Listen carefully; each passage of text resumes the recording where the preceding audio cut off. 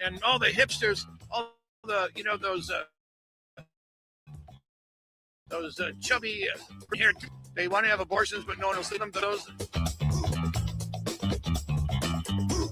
you're doing it because you're a filthy communist, and you're trying to unravel our society.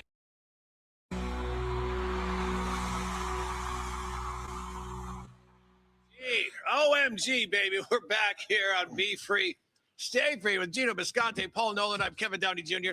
And so what we do, as you know, we show videos and we mock them. Geno, how much show prep do we do for this? Let me check my notes. Yahtzee, ready to go. Ready to go. Do you understand? Like, this is the beauty of this show, mostly that we're drunk, so we don't worry what any of you think, and we're honest. But we've been doing this so long. This is a show that the world needs because it's men that talk about politics like, I'm trying to think what. Oh, yeah, men talk about politics. So when I'm hanging out with my friends, I have them. I don't have a boatload of notes to bring and talk to them, regardless of what side they're on. And I'm telling you, we've seen people on the left, there's one in every family, that sit there waiting for the perfect thing. And they're like, I'm going to use this. And they keep it in their back pocket. And then they spring it on you like, what are you doing? Why can't we just talk like humans, right? Or Mexicans? Why can't we talk? Did we start yet? No. Oh, hell, we're back. No. This is awkward. So, oh, boy. I was dating this woman. Shut up. No. I was dating this woman, and her sister's a big lib, and one of those vegan types. So we're at dinner, we're eating meat, and the sister goes, so I've never met the family, first time. Kevin, how do you like the taste of slaughter? And they're all like, Sandy, what? Shut up. And I go, well, slaughter's not bad. I prefer Holocaust, but your parents, you can't spend that. I mean, your parents just met me. Why would you spend that kind of money? Slaughter's great, first time, but I'll tell you. That's the perfect example. Did that really happen? I swear to God. You can't. Yeah, you're not enough to make that up. That's insane. Like, and on the conversely, we're at Thanksgiving dinner, and there's two people in my brother's side of the family as in-laws, and I love that entire family. Wait, what do the Biscontes have to give thanks for? Yeah. I can hear you. I know you put me far away from you two, but I can still hear you. And the kids, I'm like, what is that? And they're like, oh, that's tofurkey. We brought it with us. Because, again, no one wanted to eat the taste of slaughter. And I just sat there and I grinned and I said, more turkey for me and not your gay children. So I was respectful. Sounds respectful. Trust me, your son's not going to have a taste for meat in the future because you're giving him tofu. Trust me. You know, when you said tell guys talk. When you said tofurkey, I had to think of what that. I thought you meant where you take a chicken and you put it in a duck and you put that in the turkey. Turducken. Turducken. Okay, so which is too stupid. So this is a tofu turkey. Yeah. Oh, yeah. It's tofu made it look like. And by the way, turducken. Somebody once described it to me. They said that you take a turkey and stuff it into a duck, and you stuff it into a chicken. I'm like, that is the exact opposite order. That is one painful procedure. Tofurkey. My God, you're right. When you're eating tofurkey at 8. Yeah, just break out the show tunes now, because we know. To quote Jim Florentine, if I won't let my kids play soccer, if you're kicking balls at 10, you'll be licking them at 20. Jim Florentine, check him out. He's hilarious. Jim Florentine. He's right, brilliant. That metal show is. I love that. I love this show. Him and Jameson, they're fantastic. I love that. You know what? All right, let's do this. Nothing better than watching people start fights with patriots. Let's do number 4. Now watch. You'll see a guy in a Charlie Kirk shirt. He's on our side. He's a good guy. Watch the. It's got a hole in the neck. Oh. No. He's. Oh boy. There goes this episode. There goes this episode. Too soon. Too soon. What do you want me to do? That's a you cannot leave that. You cannot leave that. Not that. All right, so watch the way the communists eggs on the good guy. Number 4. Let's go with number 4. But watch the pinko here egg on the guy he's fighting.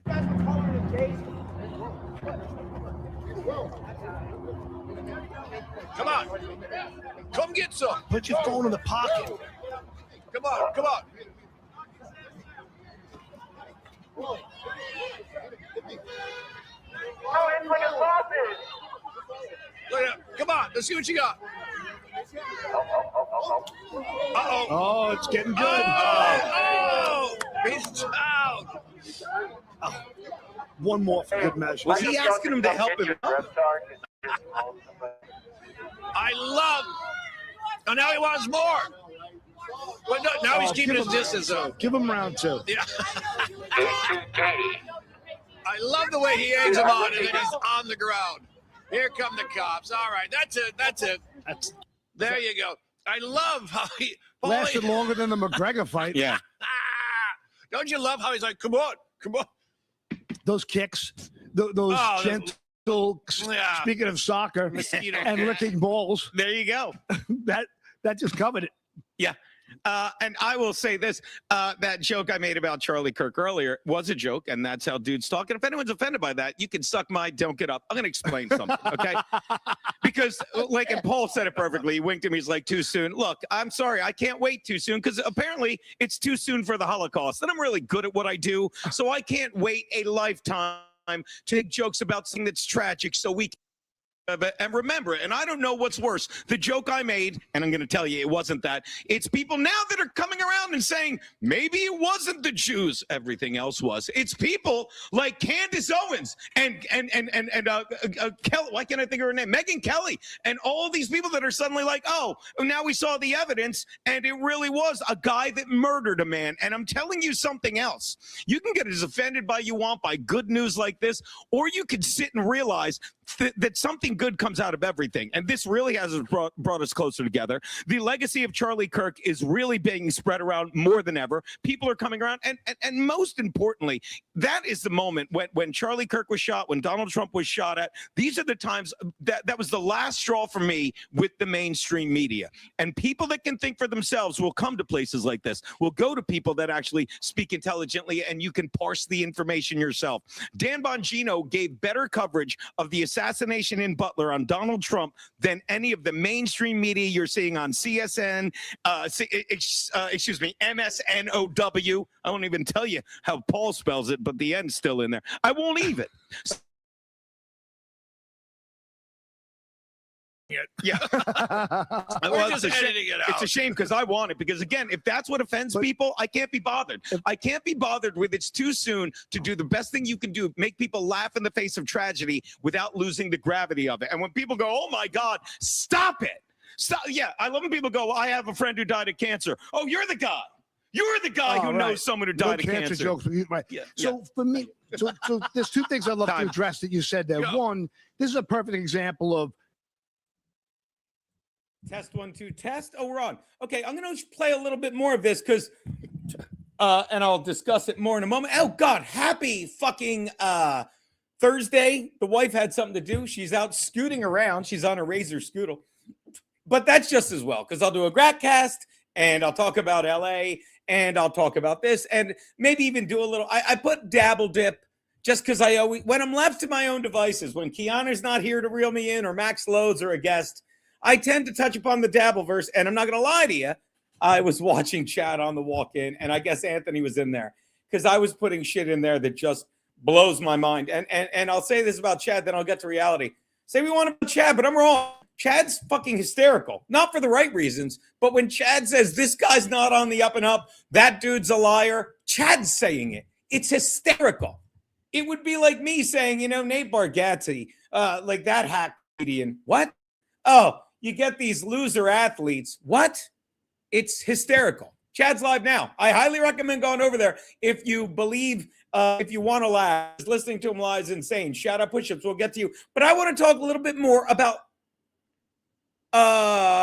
this, because that Charlie Kirk joke I made was brilliant. And it really underscores what too soon, what bullshit is. And shout out, EK. Hope you're doing well. What bullshit fucking the phrase too soon is, because I got to tell you, like, it dawned on me in that moment. Like, when from now on, when I do a Holocaust joke and someone says too soon, I'm going to be like, too late. It's too late. Understand? It's too late to stop 6 million Jews from being murdered. It's not too late to push back against people that say it was less. Yeah, I just said that. Wasn't even a real thing. They were doing ballet shows and stuff. It's too late.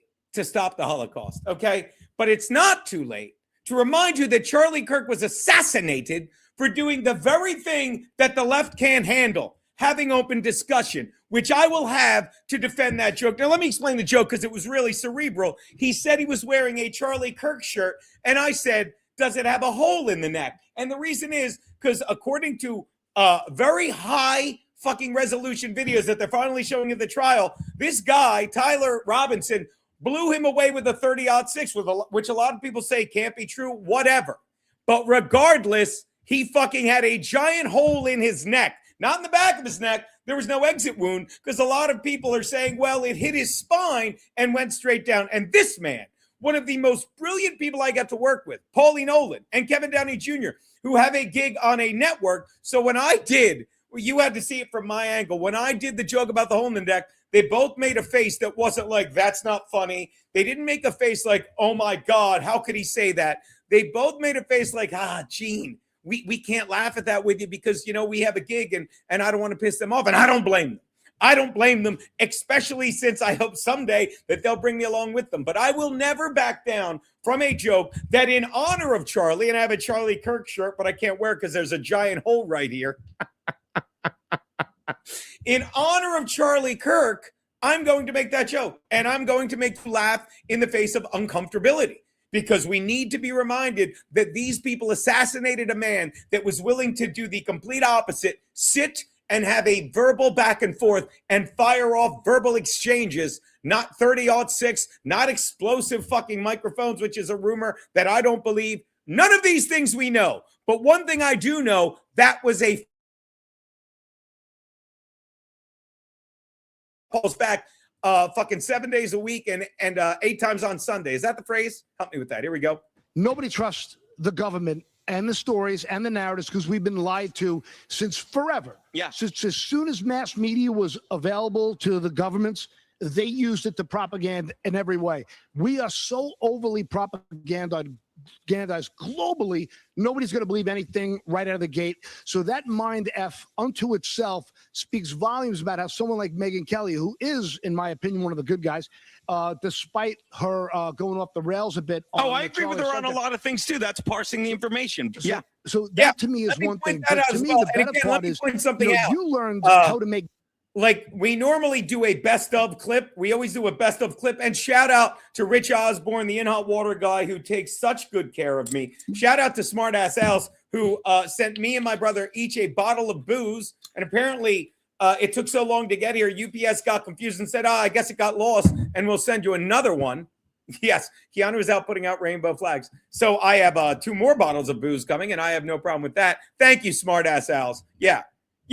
I mean, again, if anyone has a problem with that, it's a funny joke, end of story. But the fact that anyone would push back. So shout out Rich Osborne, who does clips for us. And I'm like, don't put that clip in the best of. Don't. Why? Because I don't feel like getting pushback on that when I can defend it on my show right here. And I love doing it. I do indeed. So let's listen to the, and again, I stopped it because the statement he's making here, and by the way, thank you so much to everyone who's here, all 16 people on YouTube, all, I don't even know, all whatever, 32 people. There's about 50 people here, whatever. Thanks for giving me Monday off. I'll catch I will catch you up later in a little bit on the doings of West Coast Geno. Fucking what a trip. But what a trip. But first, let's catch up on this, okay? And again, what he was saying is, like, look, there's a lot of shit Megyn Kelly says I don't agree with. There's a lot of stuff Dave Rubin says I don't agree with. I love, and by the way, while we're at it, everyone put your go-to podcast in the chat. I'm curious. Because again, I'll walk you through my go-to podcast. But first, Chen Don, happy Thursday. Thanks for being here. Let me make sure of something. Yeah, my light's perfectly in frame. There you go. All right, so put your go-to podcast in there. If I had to rank my number one podcast right now, it would be Glenn Beck. Glenn Beck, not just for the information, and you have to parse it because he's got quite the religious bend on it, which is fine. Daddy does his rosary every fucking day. I'm getting better at that. It's a meditative thing more than a religious thing, and I fucking love it. But he's my go-to. But every morning I start the day with Dave Rubin's 10-minute catch-up and Megyn Kelly's 20-minute catch-up, and you parse the information. And there's a lot of stuff Megyn Kelly says, like, come on. And she turned on Trump a little bit, like Tucker, who I'm done with. Candace Owens is insane.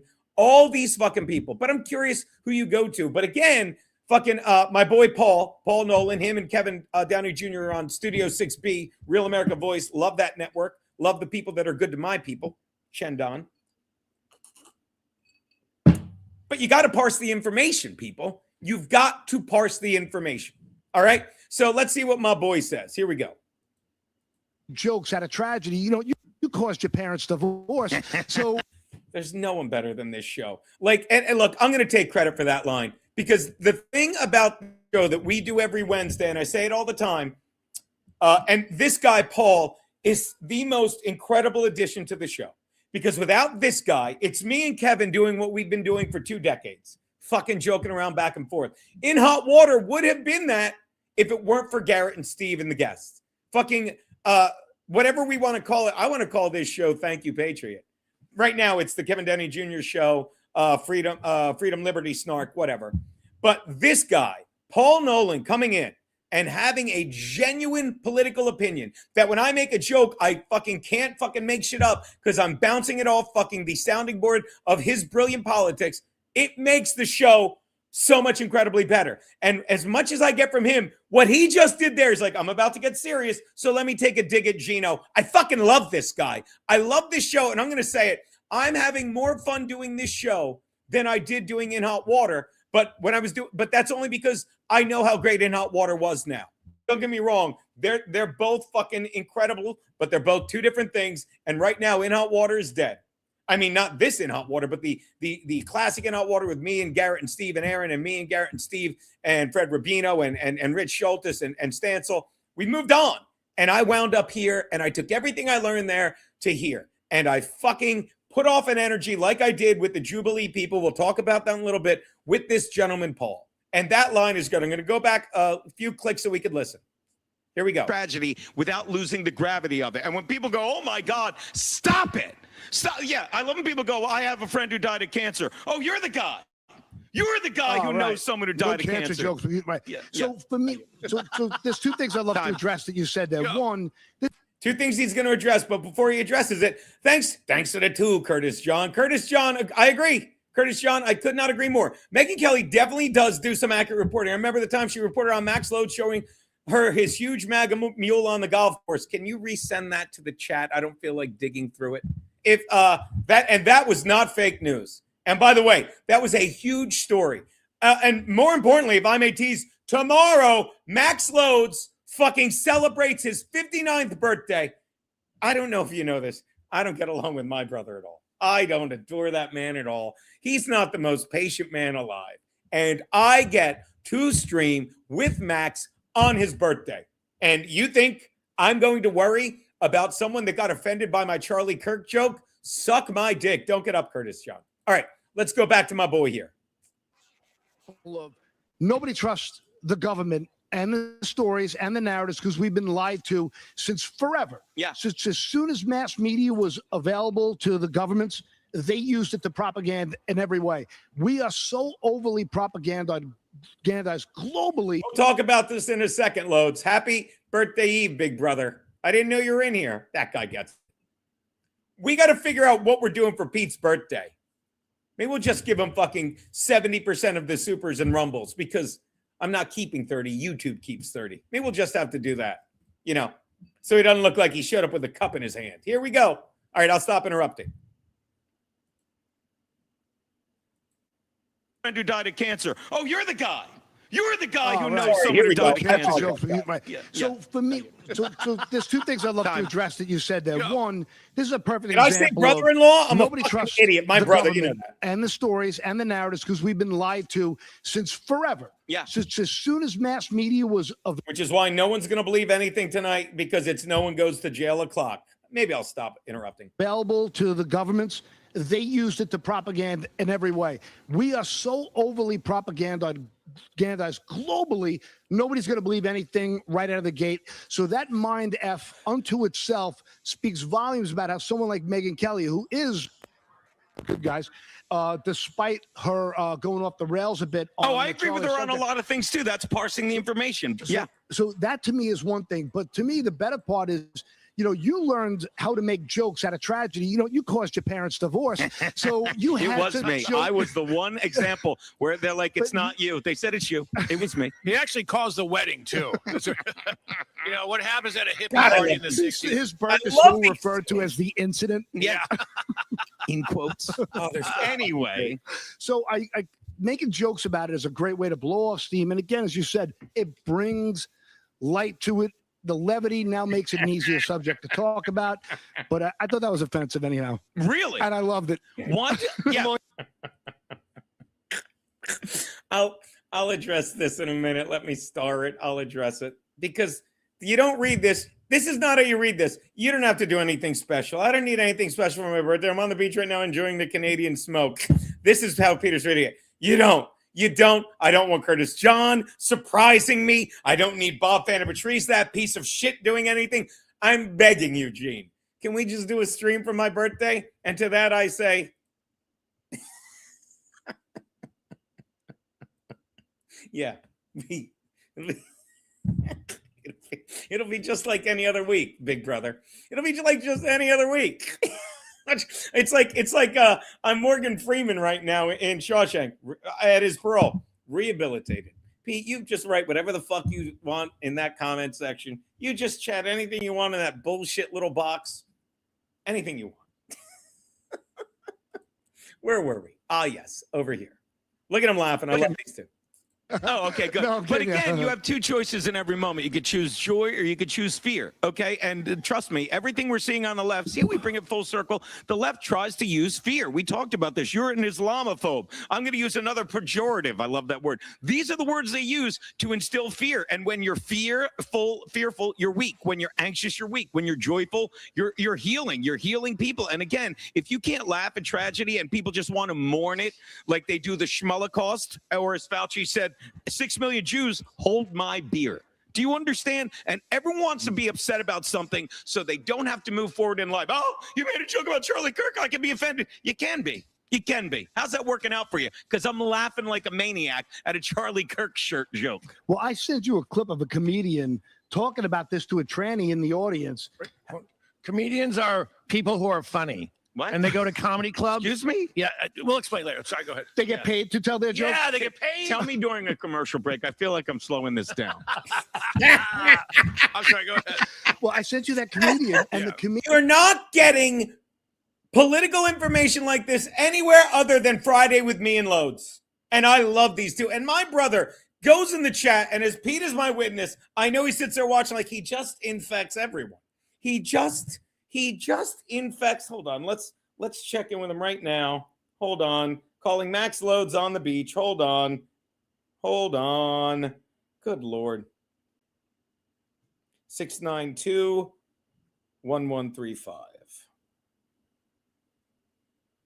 That's our household number. That's not his. Hold on. I'm sure you can't hear me well. Yo, dude. Yeah. Yes. Yes. So you don't want anything special tomorrow for your birthday, Pete? No. That's just straight from the show. I'm sure there'll be enough to talk about based on what Trump says tonight. Nothing crazy. Okay, they can barely hear, and I don't want to bother you. But Pete, am I wrong? Like, do you see these guys? Have I not infected them? Right when they're about to get serious, they bust my chops. How great is it, Peter? Oh, it's a fantastic show. I said that the other day. Can No. you hear me better now? But yeah, 10 times better. 10 times better. I guess you got out from. I guess you're not in between Maxine's legs anymore. There was a huge echo. God. You think you're so clever. It's not clever. 59 years of this tomorrow, knockwood, Peter. Well, no, 59. Peter, excuse me. 50. It's for me. What? 57 and a half years of this tomorrow, right? Sadly, I don't remember a time before this. 57 and a half is also the answer to Max's length in centimeters. This is what we're doing. This is what you got going on. don't you have a show to do about your cleverness with a hole in the neck of the shirt and everything? Peter, that was hysterical.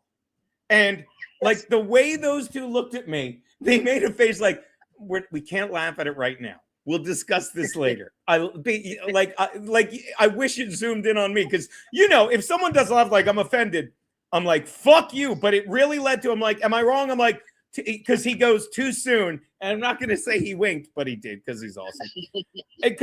And that's like we're all on the same page, like too soon. And he knew I got it. But it was so brilliant because I said, no, from now on, when someone says the Holocaust too soon, am I wrong? I'm going to be like, actually, it's too late. It's too late. We can't and I'm going to be like, we can never get those 3,000 lives back. Yeah, 3,000. That's a math joke. Pete, look, I got a show to do. Would you stop bothering me?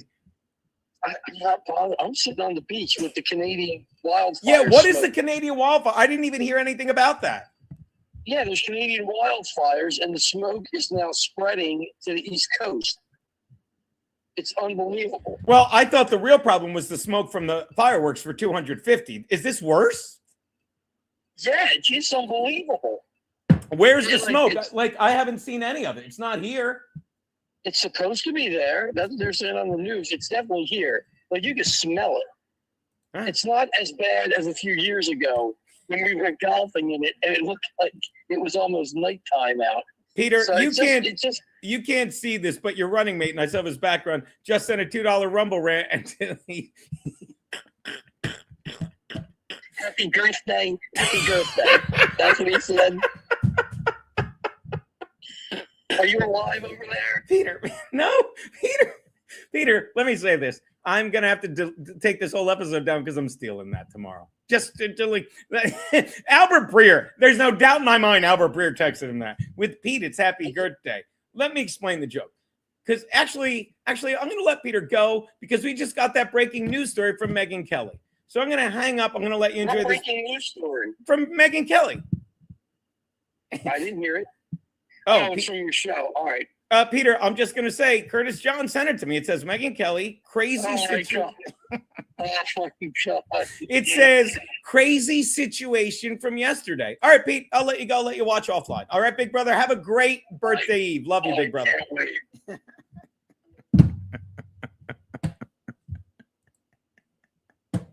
I haven't even seen this. All right, let me make myself small so we can really enjoy. And again, ladies and gentlemen, I've said this. There's stuff I listen to with Megyn Kelly, and there's other stuff that you have to parse. By the way, EK, to say fucking brilliant, that's an understatement. It's fucking an understatement. I love you, buddy. By the way, here's to your buddy. I know it's been a week, but Chendon, he ain't forgotten. I love you, buddy. But now, let's get to some journalism, shall we? Good evening, everyone. I am Megyn Kelly. Today, I had a situation I need to talk to you about. My husband and I went to a golf course in New Jersey the other day. No, I am not a golfer, but my husband is. So I was just hanging out drinking an old fashioned when an older man came up to me and said, "Hi, I am Peter Visconti. My friends call me Max Loads." So I was being nice to say hi. He then proceeded to tell me that all the whores call him the MAGA Mule. I was like, "Excuse me." And he is like, "Yeah, MAGA Mule, make assholes gape again." He then proceeded to unzip his pants and pulled out the biggest girthy penis I've ever seen in my entire life. The only thing even close was at the horse track at the Meadowlands. I was in utter shock, but then some crippled guy was standing behind a tree, jerking off while yelling at me, "Hey, hot slice." I am still a little shaken about it, to be honest. But my God, what a piece on that guy. Now, look, I'm not saying it's fake news. In fact, I'm telling you it's not fake news. I mean, this was a picture that was included. Like, if you page down through the article, and we're singing much as "Happy birthday, big brother. Happy birthday."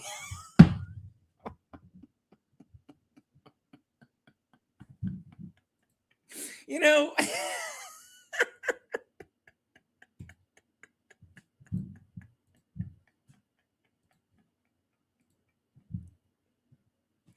So there you go.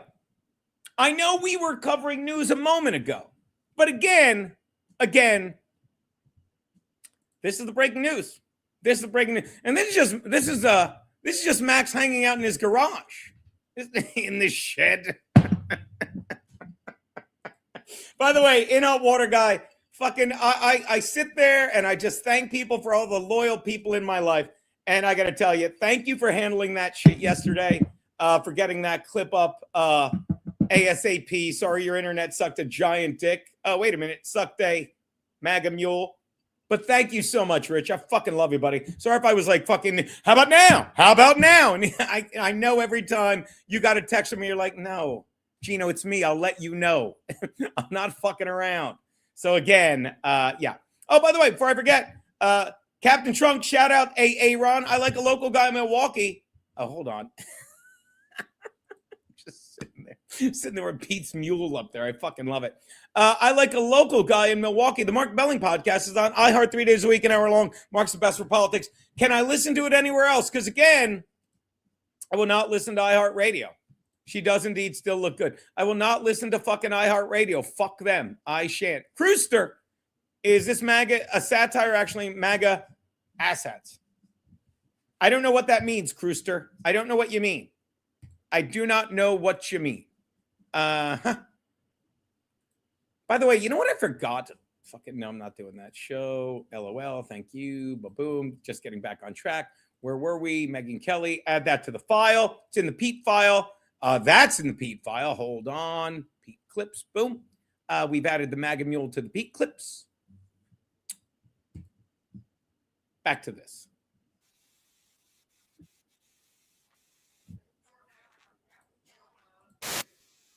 Of hypocrisy and corruption, and they Excuse me? Yeah, we'll explain later. Sorry, go ahead. they get paid to tell their jokes. Yeah, they get paid. Tell me during a commercial break. I feel like I'm slowing this down.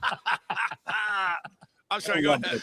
Well, I sent you that comedian, and Yeah. the comedians are the ones who bring the truth. The jesters have brought the truth forever to basically stare in the face of hypocrisy and corruption, and they call it out in a humorous way, and it softens the blow for the people who don't know that they've been messed with in their mind. I don't want to use the F-bomb, but they've been mind-effed, and now the joke opens the door to thought, to Discussion. to discussion, and to understanding why they were so dumb. Yeah. It's no way to live in fear and regret. It's no way to live. And that brings up my parents' divorce again, doesn't it?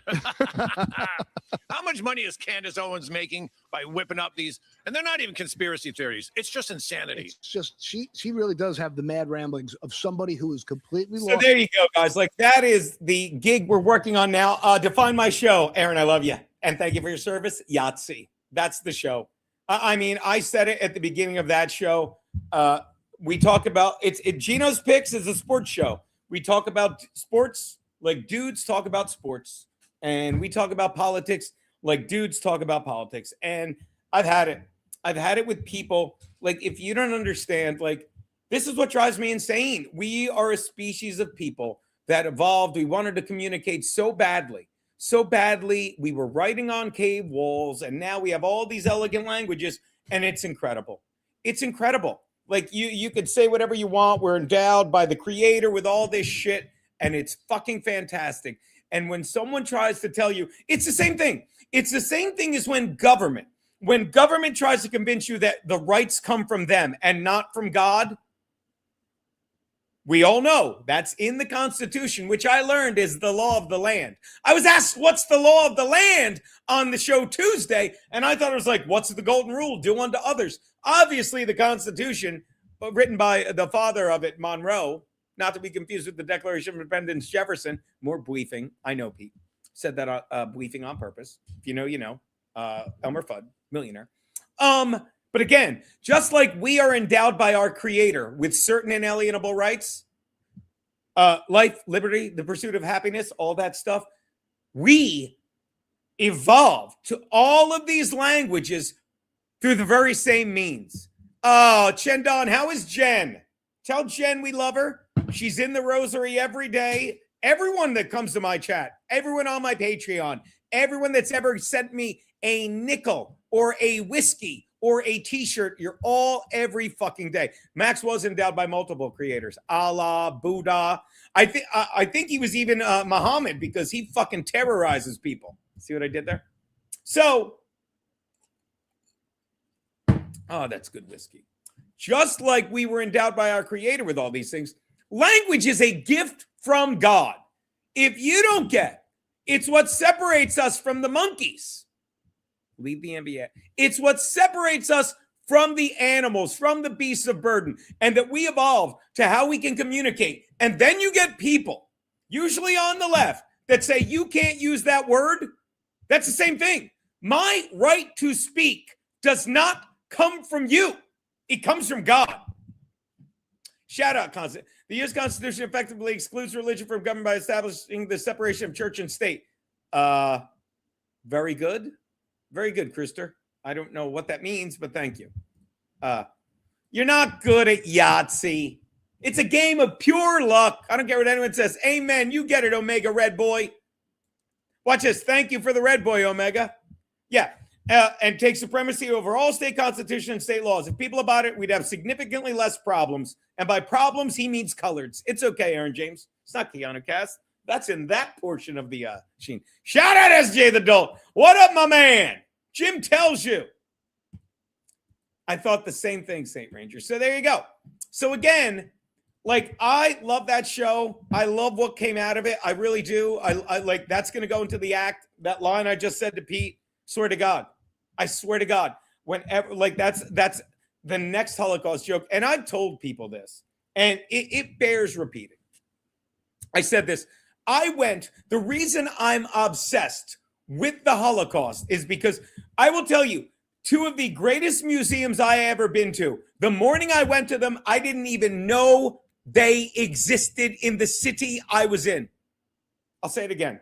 The two greatest museums I've ever been to, Anne Frank's museum, her house, and the D-Day Museum in New Orleans, I woke up both days fucking partying. I was backpacking through Europe with two chicks. I banged one of them. It's not important. It's how daddy do. I met them in Paris. Long story short, we go to Amsterdam. And when I go to Amsterdam, you know your boy, I want to see the Van Gogh Museum. I do. I went to the Rijksmuseum. I went to the Van Gogh Museum, and I wanted to get high. So we go to the Rijksmuseum. What a bust. What a bust. It's like Germany's Louvre. The only thing, I'll never forget, the only thing I really enjoyed from the Rijksmuseum, unlike the All-Star Game, I'll talk about that. The only thing I really enjoyed from the Rijksmuseum, you ready for this? The dollhouses. Faggot. But I mean it. Like, because I came to find out the dollhouses literally were, like, dollhouses started as, like, they were toys for rich people. They said, I want a small miniature thing up my house for my daughter to play with. It was incredible, the detail. They were insane. They had china in the dollhouses that are worth, you're not going to believe this, more than my Chargers fucking mug, more than my Jameson whiskey, nearly as much as my Frankie McDonald bobblehead doll. He's coming around 4:30. Did you see him in the chat? He's like, send me the link right now. Well, Freddie, I would think less of you had you not. So, so that said, oh my God. By the way, I got $2. I know my fans. I do. I know my fans, and you know what I know even better? I know my brother's fans. So why do I have a feeling the comment on this is going to be fantastic? Hold on. Check my Venmo, Gmail. Please hold while I have a little whiskey, and then we'll get to the museums. God. Curtis John paid you $100. This is for the fat hog having max loads. You send him whatever whiskey or bourbon he wants for tomorrow to deliver to his house. Curtis John, I will, watch this. Can I copy and paste this? Copy and paste. Oh, this is too perfect. Why didn't I think of this before? Watch this. Control C, Control copy. Watch, I'll put it right in the chat, and I will take your real name out of it, not like it matters.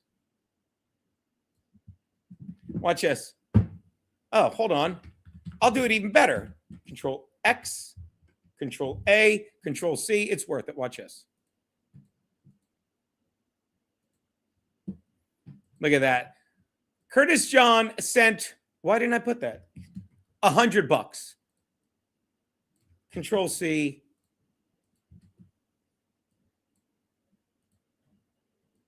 It's just important to me to do this. Take your time. Curtis John sent $100 for Max Loads. I will do one better. I will do one fucking better, my man, because tomorrow, there it is. There, I was trying to do that. Tomorrow, I don't mean to brag, Curtis John. Well, I'll be doing the show, but Saturday, I'm driving down to Jersey to play softball. We're going to get killed with Max Loads. And I will buy a bunch of Miller Lite. I'm kidding. I have to buy the Miller Lite because I've struck out. Ready for this? Ready for this? I think I struck out 3 times this year. It may be 4. I can honestly say I think I struck out twice, maybe once in the entire 2 decades before this year. Honest to God in softball. This year, I struck out so many times, I can't keep track. I owe a lot of beer, so that won't be it. But I will personally deliver a bottle of whiskey that Smartass Al sent, and I'll get him something nice. Curtis John, I'll get him something nice. Even though when I quote Max Loads, I don't want any. I don't want. Gene, please. It reminds me of, and then we'll get back to the 2 museums. It reminds me of my buddy. I talk about it all the time. My buddy John Richardson, when I worked at Chase, like, please don't thank me. Please don't do me any favors. That's my brother. So yes, Amsterdam, perfectly. So we're back. So we're in Amsterdam, Freddie from Phoenix, and yes, South Jersey. I played and ran a men's adult baseball league with my boy Evan Roberts from Fan. Played hardball, not that faggy soft. Yeah, just retired last year. Step it up, G. Chris, you had to see it. You had to see me swinging and missing. It was embarrassing. All right, where were we? Oh, we were over here. And Curtis John, thank you so much. Amsterdam. So the 2 museums. So I wake up and we go to Amsterdam. Rick's Museum, Dollhouse is amazing, right? So then we go and we're leaving and we go to the Van Gogh Museum. Amazing. I love it. That's where that day I fell in love with 2 things. My love of Van Gogh and the reason I fell in love with Van Gogh, and then we'll get to Anne Frank, is because he was so amazing. Vincent Van Gogh died a penniless fool. Should have painted on velvet, dogs playing pool. Now, Van Gogh, like, he was a preacher. He felt it, all these things. He's like, maybe I'll paint. So he did all these, his first couple years, he did all these things. And his most famous early work is The Potato Eaters. And it was dark and it was gray. And he did all charcoal and black and white shit, right? Because he was in a dark fucking place. And then he shows up at an art thing, and his brother, Theo, Max Loads is the Theo to my Vincent, I want to believe, because Theo was an art dealer. He was established, and he fucking handled him his whole life. Fucking, they're buried together, Maxime will, I can't be buried next to my brother because they're going to because his mule takes up 3 plots of land. Actually, given Pete's mule, 40 people are going to be buried near my brother. Tyler, the perfect storm. I love you, buddy.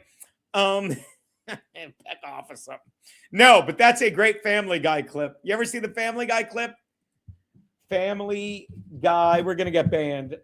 Van Gogh penis gift. Brilliant joke. It's a brilliant joke. I know you know this, but it's brilliant. No. Oh, come on. Why doesn't it work? Family Guy, Van Gogh. I'm just going to Family Guy, Van Gogh, cut away. It has to come up. Here it is. Guys, you ready to get banned? This is fucking brilliant. It's fucking brilliant. Hold on. Hold on.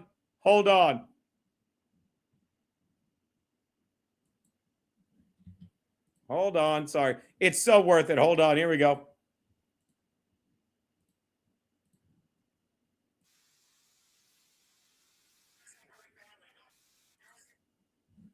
Here we go.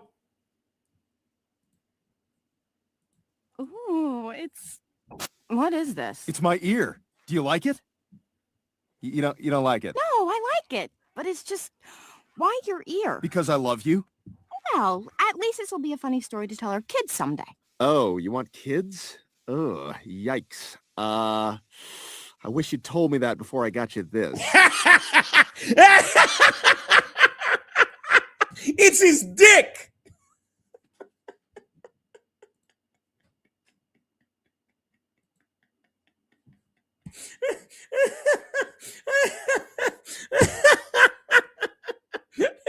You ever play Liar's Poker? Oh my God.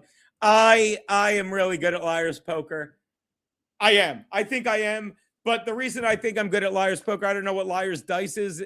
I've never heard of Liar's Dice. Omega, please text me a link to what I'll find out. I'll look up Liar's Dice. But Liar's Poker is great. If they bury Pete face down, they'll strike oil. Good one. Good one, Freddie from Free A. Are we doing this, Saint Ranger? Are we doing this? I don't know. Maybe you've seen me do a little rock, paper, scissors with the wife. Maybe you have. Maybe you haven't. I don't know. Liar's Poker with the dollar. Aaron, I'm going to compliment you. How do you fucking not know what Liar's Poker is? Let me say it properly. How does someone like you, who's lived 9 different lifetimes, all more embarrassing, that embarrass me with my easy life more than the next, you've never played Liar's Poker? Well, it's insane to me that you've never played Liar's Poker. All right. So Van Gogh, and then we'll get to the, we haven't even gotten to New Orleans. We're still in Amsterdam. So, God damn it, that's good whiskey.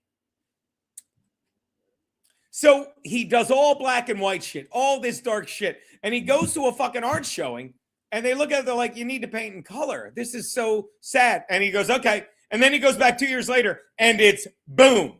It's just all this color. It's famous things like sunflowers. It's famous thing like The Sower. It's famous thing like his first Starry Night, few people know, called Starry Night Over the Rhone, which I'll bring up for a very good reason. I know I've done this. Starry Night Over the Rhone. Because this Starry Night, images, it's amazing. It's amazing. So this picture, hold on, open image tab. God damn it, it's fuck. This is like this image. This is Starry Night Over Rome. Now let me explain. I'll make it big. You can see the thing about this is he sat there. He famously would sit there and he'd make paintings, with like candles on his hat. And he literally painted this looking at the Rhone River. Amazing. But then he lived with Van Gogh, cut his ear off, not his dick. Cut his ear off, not his dick. And they said, and then fucking Gano, who drove him bananas, said, real painters paint from memory. Real painters paint from memory. And he was like, what? So then he's in Arles going Bananas. And it's the same thing. He's like, oh, all right. He's like, it's like you need me to, hold on one sec. He goes, all right, you need me to paint from memory? What if I just paint this? What if I just paint this? What if I just paint one of the most amazing works of art ever? What if I just from memory say, I remember cypress trees. I remember the churches. I remember living on the outside. I remember the moon. And if you don't get how incredible this is, people have pointed out, this is how amazing Van Gogh was. This is Starry Night Over the Rhone. Starry Night Over the Rhone. Look at how still the stars are and everything. He literally factored in, I don't want to say weather patterns because there's a better word, but if you see the movement, he literally is so in tune with nature and the world. He factors that in. He literally says, hold my fucking beer, Gauguin. So again, I didn't know this about the weather patterns. I didn't know any of this stuff because the beauty of left brain versus right brain, the beauty of fucking, I'll say it, anyone who's like, you can pretend to be an artist nowadays, and I'll get to that Bob Van Patrice Rumble thing. I see it in the green on the side. You could pretend to be an artist. You could pretend to be an author. We'll get to Biden. You could pretend to be any of these fucking things because you're really good at fucking the right brain, fucking business oriented, analytical, fucking let me fucking make a plan. Let me make a goddamn plan. Let me make a goddamn plan with social media and all this stuff and get followers and all this stuff. God bless you. Or you could just be a right-brained motherfucker and say, I'm just going to fucking make my art and see who gets it. So again, and you think I don't look, I saw a bumper sticker today. Peter, if you're still in here, I saw a bumper sticker today on a beat up truck and it said, I was a high school honor student. And then under it in small lettering, I don't know what happened. I was a high school honor student. I graduated from the University of Delaware, 3.25. And then what happened? Then this, shit like this happened. And I'm like, excuse me, shit like this happened. Shit like the prophet happened. Shit happened where I'm like, I just want to create and see what happens. And I love it. I love it. I'm sorry. I just want to be in a room with people. And I promise I'll get to the thing I did in LA, the Jubilee stuff, which couldn't have gone better. I just want to be in a room with people. And I'm really realizing it now. I'll say it now for the first time in a full sentence. I want to be in a room with people and make the sum of that room greater than its parts. That's what In Hot Water is. That's what it is when I'm hanging out with Pete. That's what it is when I'm streaming with my wife. That's what it is when I'm in the fucking America First warehouse with fucking my sister-in-law. Kidding. That's a callback. Fucking, she's a saint. Happy birthday. Her birthday was on the 11th. That's what I want to be when I'm in a room in the America First warehouse with Kevin Downey Jr. and Paulie Eggs Nolan. I want to use my energy to fucking to make the room, to make the sum greater than its parts. And I do. And that's what great artists do. That's what Van Gogh does. And I swear to you, that's all I want. And I look back and I could easily be like, you were so smart. Why didn't you do it? Because I don't want to. Because this is more of a fucking ride. And there's nothing like the rush. And I'll get to Anne Frank. I'll get to the D-Day Museum. But there's nothing like the rush of just creating and feeling that rush in the moment, which is all we have. And you can say I'm full of shit. Maybe I am, but God damn it, this is fun. God damn it, this is the best thing ever. Yeah.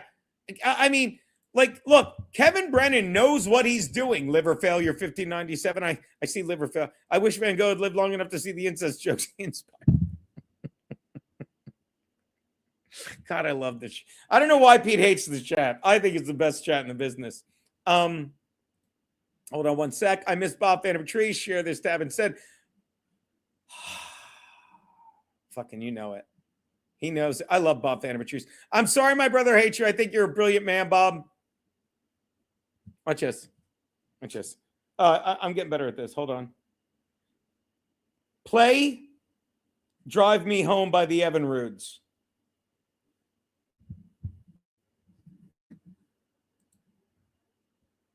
By the way, thank you, Bob. Oh, God damn it. Oh, hold on. It doesn't matter. But thank you, Bob, for remembering that line. Vincent Van Gogh died a penniless fool. He goes, the line is, the line before it is, if I was a painter, I'd paint for the money. Blue skies, white clouds, and everything sunny. Vincent Van Gogh died a penniless fool. Should have painted on velvet. Dogs playing pool. It is such a brilliant line. Van Gogh sold one painting in his lifetime. And this is not unlike Theo, his brother, and my big brother, who fucking just shows up and makes everything that much more fun and that much more profitable. It really is. Okay. And he's like, dude, he's like, I'm not sure if he bought it or I know he bought it. If he bought it for someone else, but it was called the Red Garden. It's incredible. It's incredible. The Red Vineyard. Red Vineyard.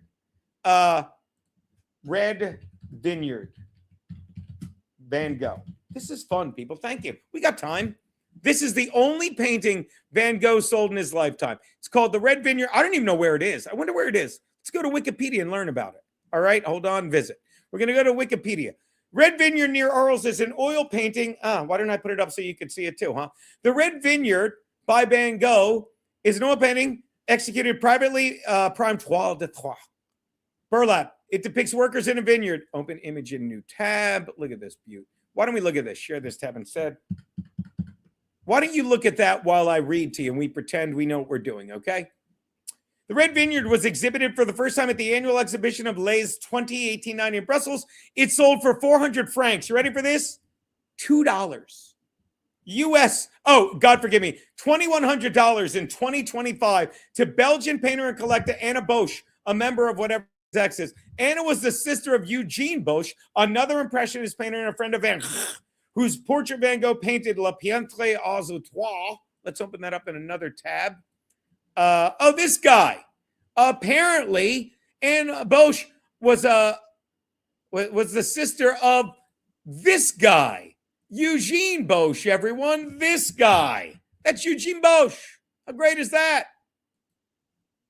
Another impressionist painter and friend who he painted in Arles when he was nuts in autumn of 1888. In a later letter to his brother, Theo, discussing the sale, Van Gogh admitted with some embarrassment that the Bosches paid the 1890 exhibition sticker price when, in fact, they actually should have gotten a friend's price. Wow.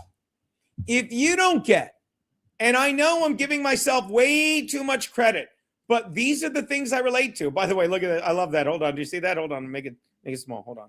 Look at this. Look at the backdrop. I'm leaving it up. Look. Make America girthy again. I love it. So again, if you don't get how much I love that, how I fucking came to embrace that shit. Like, that's the thing. All right. Hold on one sec. I'm going to put this in the chat. No. Yes. No. I don't know if Max is in here, but I just got to our boys' super chat. Hold on. Delete. There you go. And I give you new comments. Here it is. Show.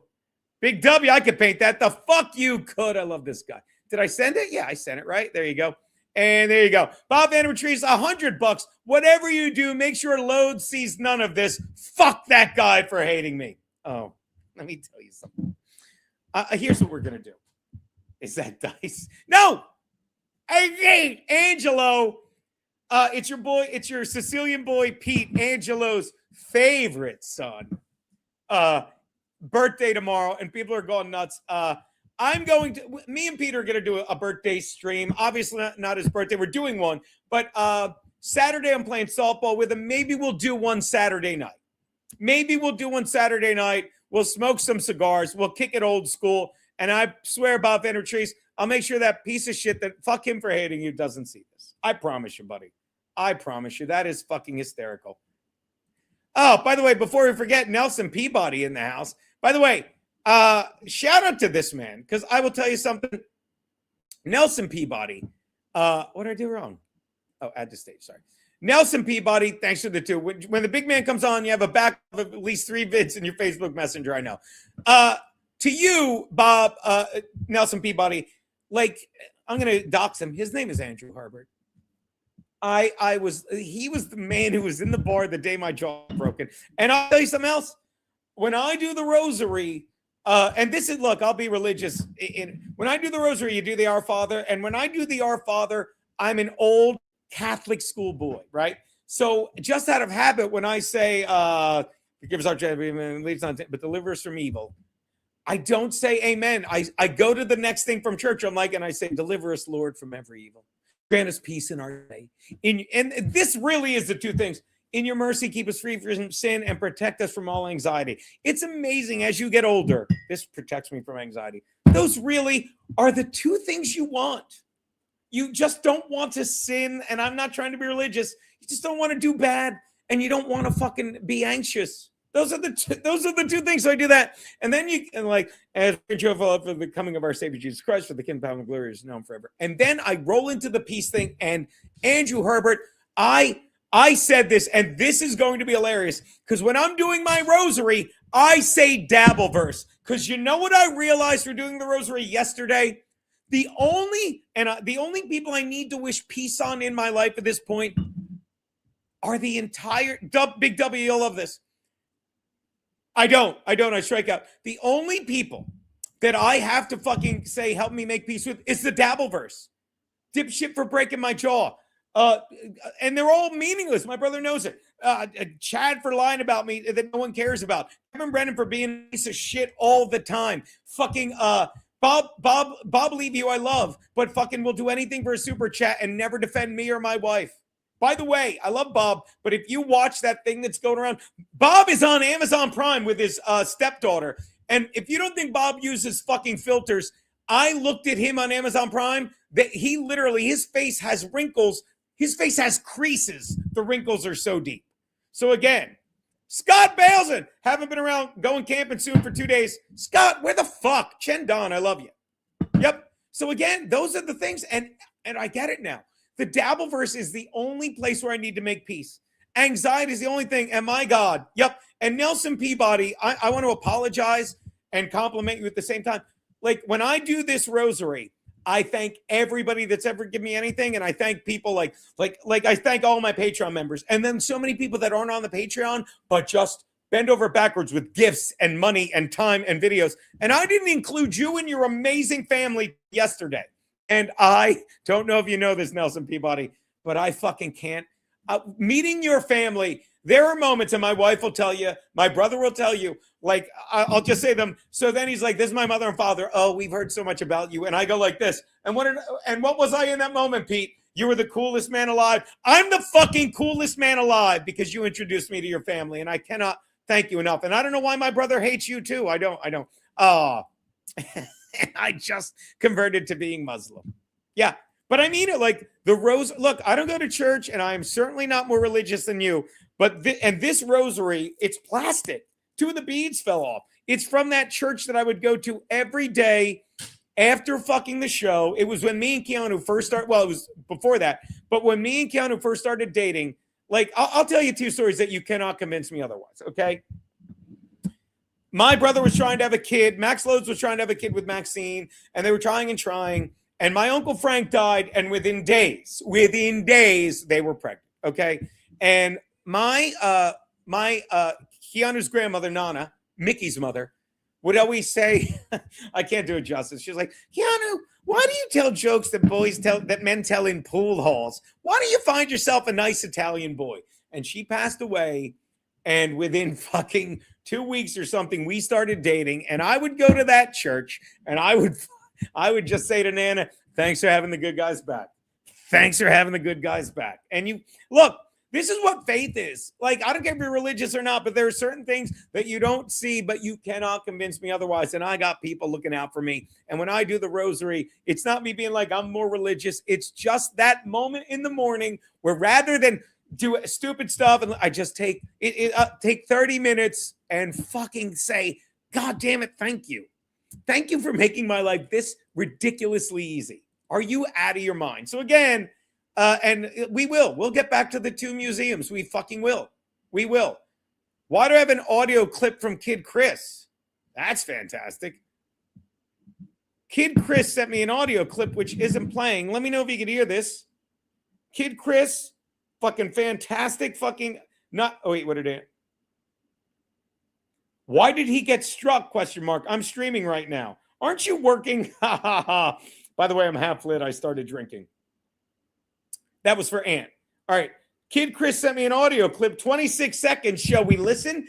If you don't know who Kid Chris is a fantastic radio guy. I did radio with all this stuff. I love Angelo more.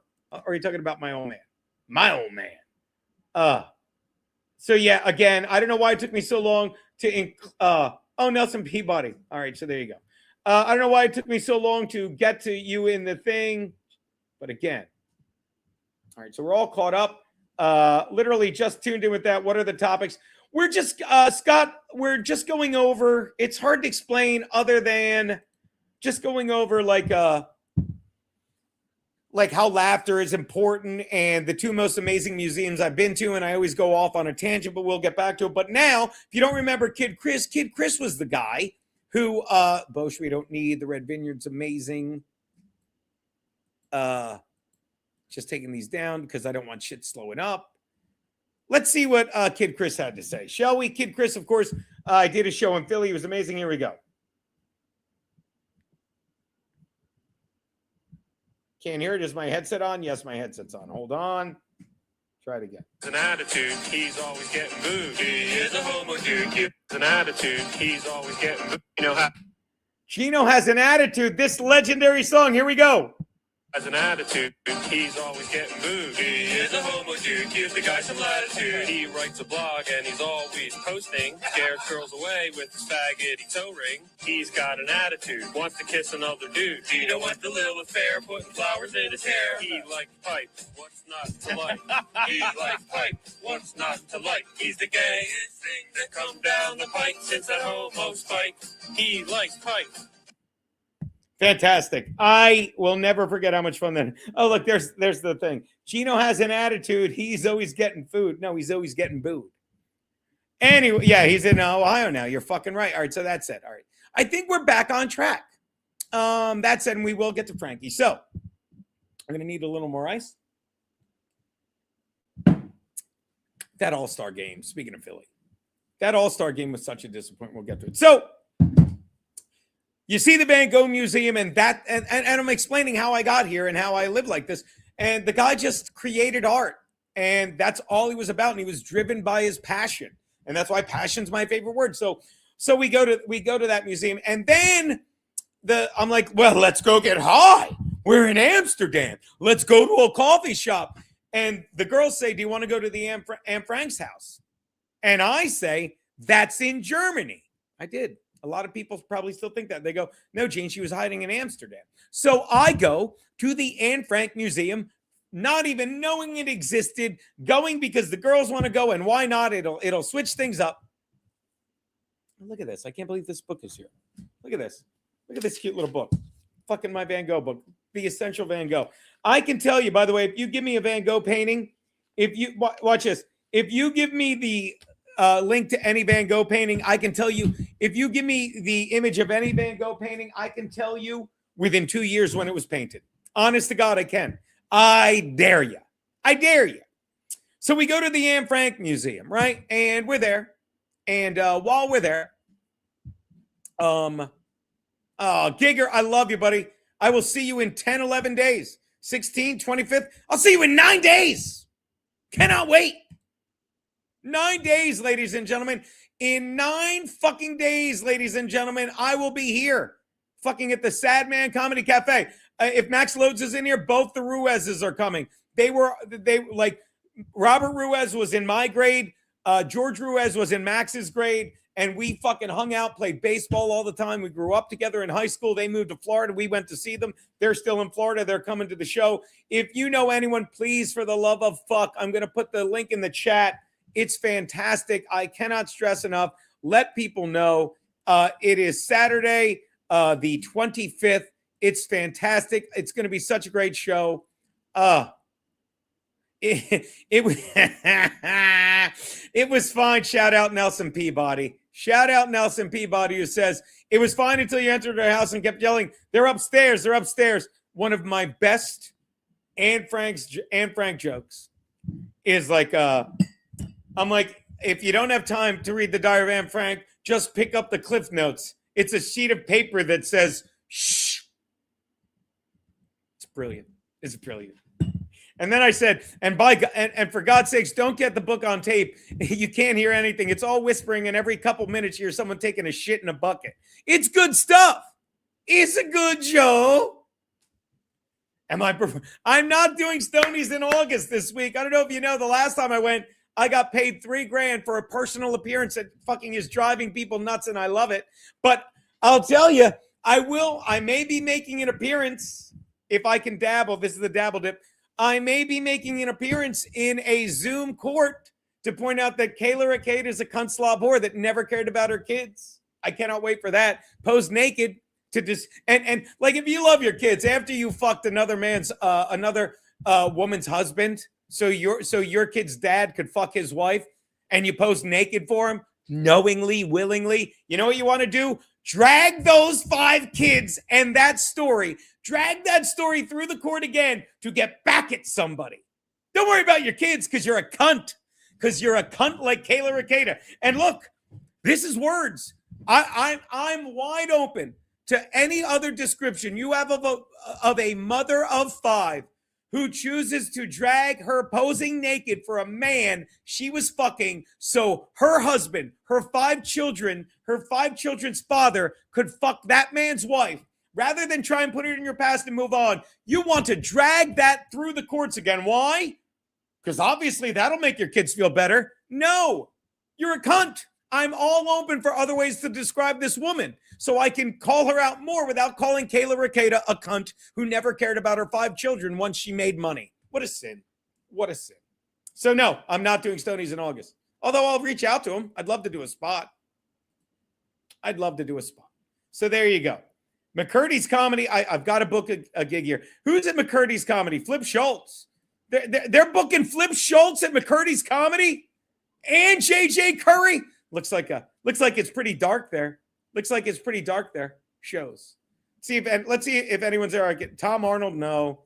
Ollinger, no. Yeah, I don't know any of these people. Mencia, I'll have him put in a word for me in between court cases. Nealon, I don't know him. I know him. Steve Byrne, I'll have him drop a good line for me. Joe DeVito. All right, I'll have Joe mention it for me. There you go. At any rate, Tiff's fucking turned on me. I'd love to do Tiff's again. Watch this. I'll do it right now. I'll reach out to him right now. He has stopped getting back to me. I love Mike Romanelli. If you get the chance, get your ass to Tiff's. It's a great fucking club. I'm going to send him a text right now. That's how that do. Hold on. By the way, Chad got struck or something. What a professional. Romanelli. There you go. Hey, buddy. Would love to do Tiff's again sometime. Thank you for letting me do this. Hope the family is well. His family is some funny. That might help. There you go. Why did my boy Caddy Thorogood send me some kind of link or something? Why would you do that? Unstoppable. What is this? I'm curious what this Instagram is. What the fuck is this shit? Any idea? I love Twinkies. I love Zingers. I hate niggers. I love Twinkies. I love Zingers. I hate niggers. I love Twinkies. If you don't find that hilarious, oh my God, I forgot I got so caught up. You're like a shit. Brig, did I tell you the fun we had with Brig? The girl with the book. Freddie, so here's my point. And thank you, Freddie. Here's my point, Freddie. But before we do that, we got a guest coming on. I'm not going to tell you who he is. Hold on. I'm going to play this. I'm going to get a little more ice because this has something to do with tonight. And we'll just go from there. So while I get ice, we're going to play a 90-second clip of Joe Rogan. What do you think of that, people? And then I'll get to the guest I see here. I'm not going to say who it is. I love this guy. Thank you for showing up. I'm going to get some ice for my whiskey. I'm going to play a 90-second clip. And then I'll tell the story about the Diary of Anne Frank and let me. Okay, I know you can't hear it. Relax. I got to start over. I'm not, because this will lead into a lot of stuff we're going to talk about. Why I think every politician should be in jail, either side, Joe Rogan, blah, blah, blah, all the dabbling shit, and we'll go from there. But first, let me get some ice, and let's go now. skeptical. I'm accusing them. I think they stole the election. Yes. And Yes. I think it's common. And this idea that elections can't be stolen. I always say to people, okay, do you think that the amount of election fraud is 0%? No one thinks that. Yeah. No one thinks it's zero. Exactly. There's always some overzealous person that works somewhere that's doing something. There's always crazy people that like blue no matter who. We got to win. I think they cheat. And I think they've been doing it forever. And I don't think there's any other reason why you would have no voter ID. And they try to say, oh, it's racist to have voter ID. Like, what are you talking about? Do you think other races are incapable of going to the DMV? That's insane. Yeah, that's racist. It's actually super racist. That's really racist. Right, the implication of their argument is literally like blacks and Hispanics cannot go to the DMV to get an ID. By the way, if you look at the polling, Black Americans are as pro-voter ID. Even though most Black Americans vote Democrat, they're still pro-voter ID as much as white Americans is. Most Americans are voter. So they want voter ID, except for operatives. So I'll offer on the Joe Rogan podcast this deal as vice president of these United States that if Democrats really don't think that there's any cheating, give us voter ID. I just don't know give how us voter it's ID, not. and we'll stop talking. Why so much is that about not elections. a federal thing? We are trying to make it a federal thing. So we are right now trying to pass the Save America Act. One of its main provisions is a requirement that you do voter ID. Huh? Sorry, I was just using that to get ice. But again, that leads me to tonight watching the president, 8 o'clock. Can't wait. I'll have a buzz. I don't expect anyone to go to jail. I expect them to call out how Georgia cheated during the election, all that stuff. Before I bring on the guest, I could say this in a minute. It was worth the other stuff we got to on the way there. It's the journey, not the destination. And when I went to Anne Frank's house, in that moment, when you're standing there looking at where they had to live, all the adjectives fall away. It's not who's German. It's not who's American. It's not who's anything. It was people letting people kill people. That's it. And that's what goes on. And when I do a joke about Charlie Kirk, it was people watching people kill another person because some people don't want to be open to debate. And they'd rather use words to make you think someone is evil rather than with that very person discuss whether he's evil or not and why you think it's evil and why he thinks it's not. They don't want that. Oh, and the same thing happened. I woke up hungover in New Orleans and I went to the D-Day Museum and I've talked about this. That's an entire 2 warehouse building, maybe 3, takes 4 or 5 hours to go through, dedicated to one day. And everything the world had to do to sacrifice for this war. And fucking when people were paying an extra $1 for gas, they acted like it was the end of the world because they're all fucking spoiled fucking faggots. No offense to my guest who's coming on. No, it's not Chad. He actually is a faggot. Thank you for laughing at that. But you understand? And now gas is about, I think I mentioned this, gas is about to go under $70 a barrel when they said it was going to go over 200 because they wanted to scare you. Why is gas still over $3 a gallon, over $3.50? It went up a nickel last night. So did this guy's prices at the bathhouse. I'll tell you why. Because they want you to think Trump is bad, and they hate it, and they fucking hate it. And now that I'm about to bring this motherfucker on, this is a good time. By the way, what better way to bring him on than with a fantastic Bob Van and Patrice joke, who said he too went to Amsterdam, but he saw the diarrhea of Anne Frank, mud puddle, middle of the street outside the house. That's good. Speaking of fucking diarrhea, people, ladies and gentlemen, my good friend, Steve fucking Grillo. Yo, dude. This sign is in the window of my trailer. No religion, no politics. I don't want to hear what you got to say, and you ain't going to change what I got to say. No, but that is the very, this show started. Cheers, by the way. Cheers. Let's start this off right. Solange. Buddy, I love you too. What did you make? The Irish soda bread? My God. That did not put a little butter on it. And don't buy margarine. Buy butter. No, Kerrygold. Kerrygold. You got to do the Kerrygold, my man. I got the recipe. Every year I would get wasted on St. Patrick's Day. And I'd call my mother and I'd be like, what's the recipe again? And so one year she goes, it's 3/4 of a cup of sugar. And I put 3 3/4 of a cup. Didn't go over well. So she laminated it. I got it hanging on the wall over here. You told me that. That's hilarious. Yeah. What was I gonna? Have you ever been to either of those places? The Anne Frank Museum in Amsterdam, or the? I've been to that. By the way, 5 buildings now. Insane. Talk to me, buddy. Yeah, I've been to the Anne Frank when I went to Amsterdam. That was a big deal in 7th grade. We all read Anne Frank. We had to read it on our own, but we also read it in class, and it was a very heavy thing because she was our age. So it was like, in Catholic school, they made us read it, and we talked about it in depth of what was really going on and going on. They made it like a history lesson. So for me to go there and visit there, it was beyond surreal because we felt like we were her. We were talking it was like really what if that was you? She was your age. What if that was you? So I grew up with like a very special place. Like, we were close to that book, all of us, my whole class. We all went through that emotional journey together. So going into the Anne Frank house was absolutely unbelievable. Like, to know that that's where she sat on the desk, to see the dust line around the pictures, like those where she hung all her notes and all the pictures of her family. That was that they were all trapped in that little room. And it makes you angry. And as comedians, that's it now. So it was the Anne Frank house. Go on, buddy. I'm sorry. Hello. He's freezing up. While he's loosening up. But as I was saying, I'm kicking you. Come back in. You just froze. I know you don't have. He'll be back.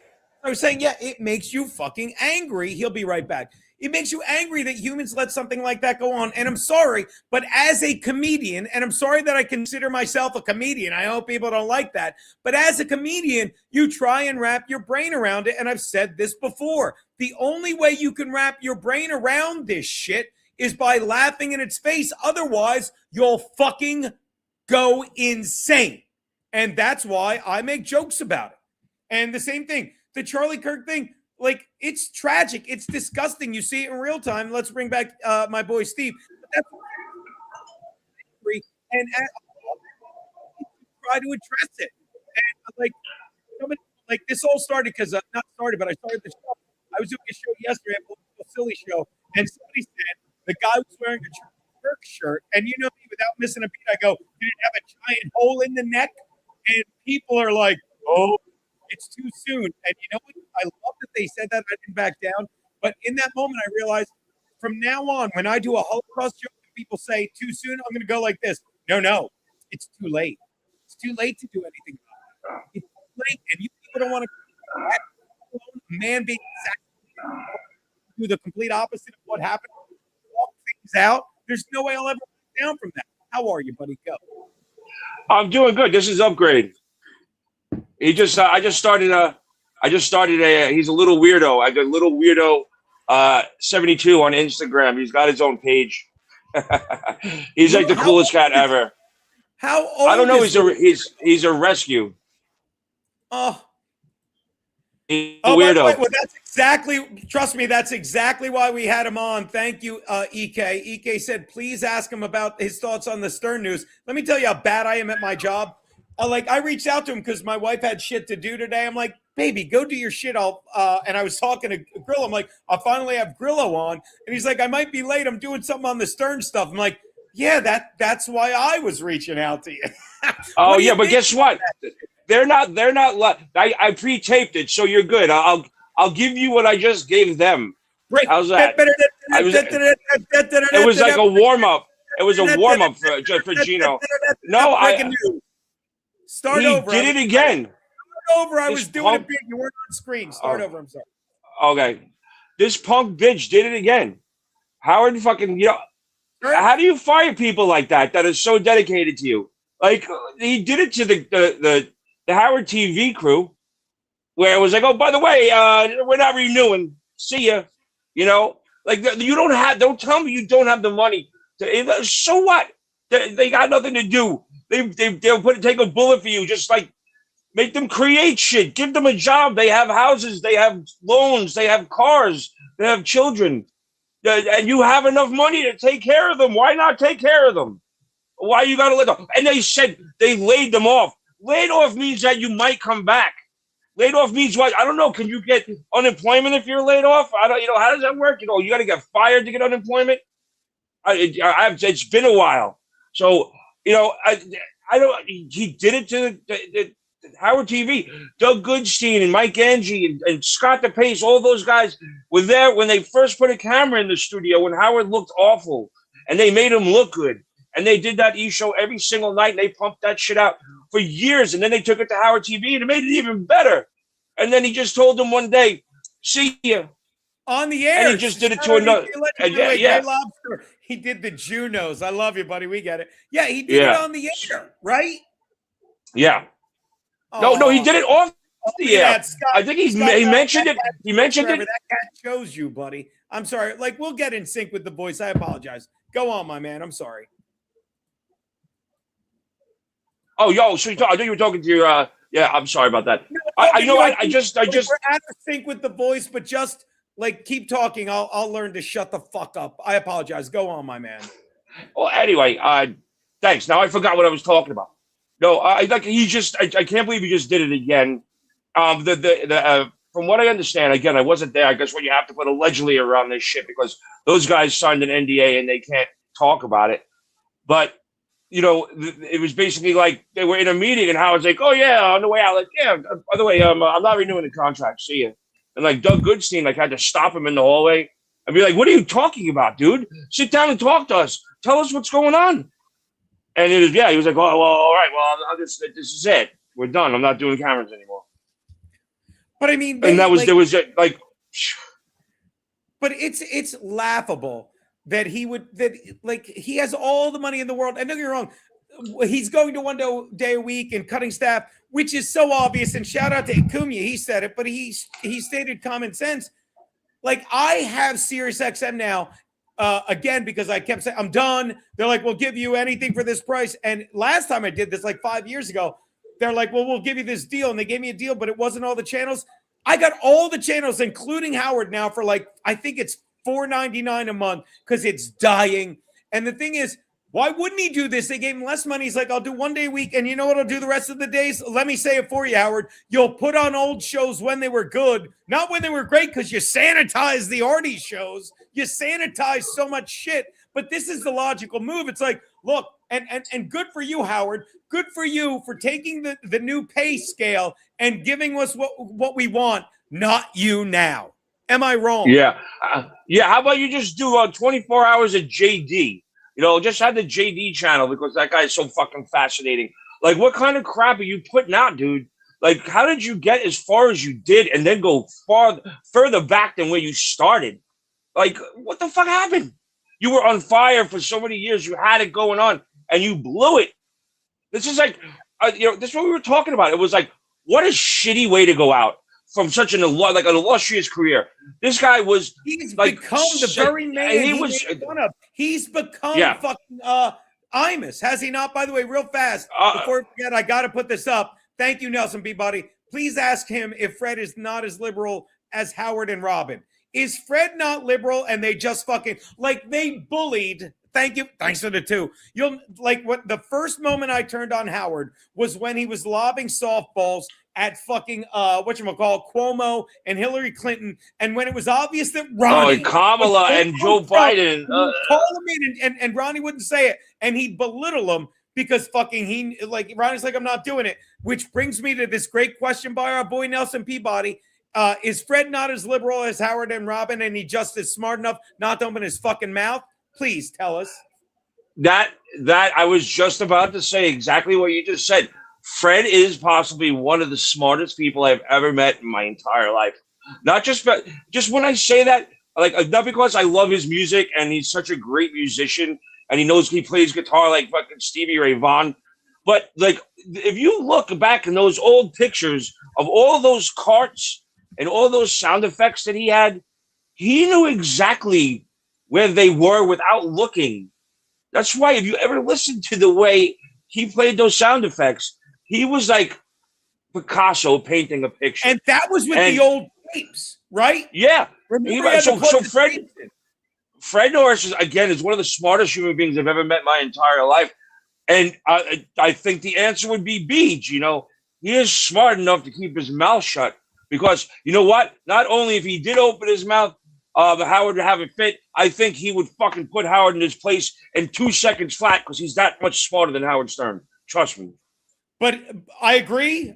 Obviously, I 100% believe what you're saying. I'm not agree, but it's like he would never do it because he's smart enough. He's like this is the other thing that people don't like that I'm proud of. Like I'm always about the show, the bigger picture, and he knows like I can't do that. Like the one time he got into a fight with Howard, like about the wife and shit, and it's like you could tell this guy's like I don't need this shit. But then I think, and I'm asking, not telling, took a step back. He's like, look, I love this show. It's not that important to me. It's not the hill I want to die on, and I know how to make this show great. He needs me, and I love doing it, and it's not worth this one stupid fight about my wife. Am I wrong? And he's very good at doing it. It's always fun to do something you're really good at, Geno. Yeah. Not like you in comedy. That's me. Sorry. I'm gonna compliment you because I know I hate him. I'm like he's gonna. I literally am. I'm like, and he's gonna shit on me here, and you did, and I would have. I waited for my moment. I just showed a clip to start the show. I'm doing this show with Kevin Downey Jr. He's great, and this other guy, Paul, is not even a comedian, but he's like you. He's like, you don't do stand up, but you're as funny.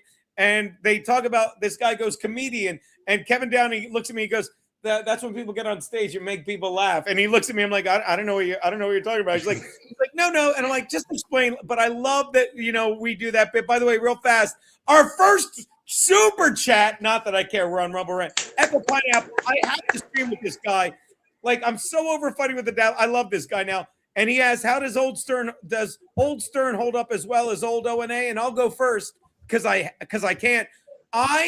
People would always give me shit about Anthony because I didn't know old O&A. And I'm like, because I was listening to Stern. And I said, you know who else would listen to old Stern? Anthony, before he got the show. I was just slow to come over. So I can't answer that. But I will say this.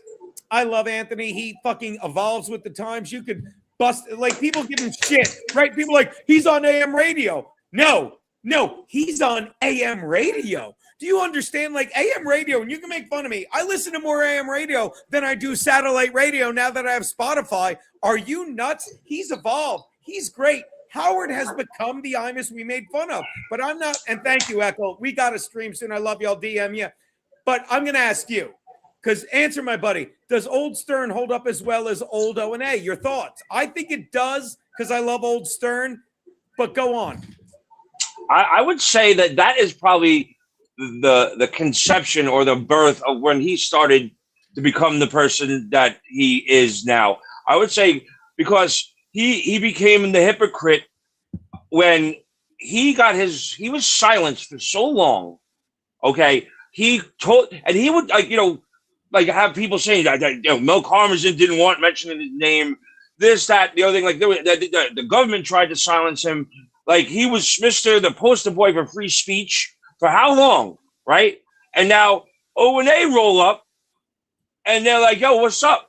We love you. This is like a tribute to you, and we want to know." And then what did he do? He fucking turned on them and said, "Fuck you," and went to Mel Karmazin and said they can't talk about him. Like that's what he was up against his whole career. And then O&A roll up. And then that's what he does to them. He has them silenced from the big boss. Like he put on his fucking his diapers and Yeah. Shout out Bob Vader Patrice. Like I'm looking at my about chat. Me, Mel. Make them picture of his son in front make of the them van. stop talking about me, Mel. What's that? Oh, by the way, they owned up that they owned. You go. Sorry. No, I said they owned up the fact that a lot of these questions are for you. In fact, I'm just going to put you up next to him and read them just in case they're just for you. Okay. I asked about Fred, Bob Vander Patrice, silly joke. I never understood how the Nazis couldn't find where Anne Frank was hiding. I've been to Amsterdam. There are signs pointing to her house everywhere. Excuse me 1 minute. I'm stealing that. Albert Breer texted that to you. Not fair. All right, back to this goodness. Hold on. By the way, I love this. Kerry Gold is the best. EK, were you there when he gave everyone popcorn tins as Christmas bonuses and John was feeling around in it looking for a check? I didn't even know that. Do you know that, by the way? My brother Max Lodes says, hey, Grillo. He's a big fan. He listens to both old O&A and Stern. So were you there for that gold, for lack of a better? No, I was not. I was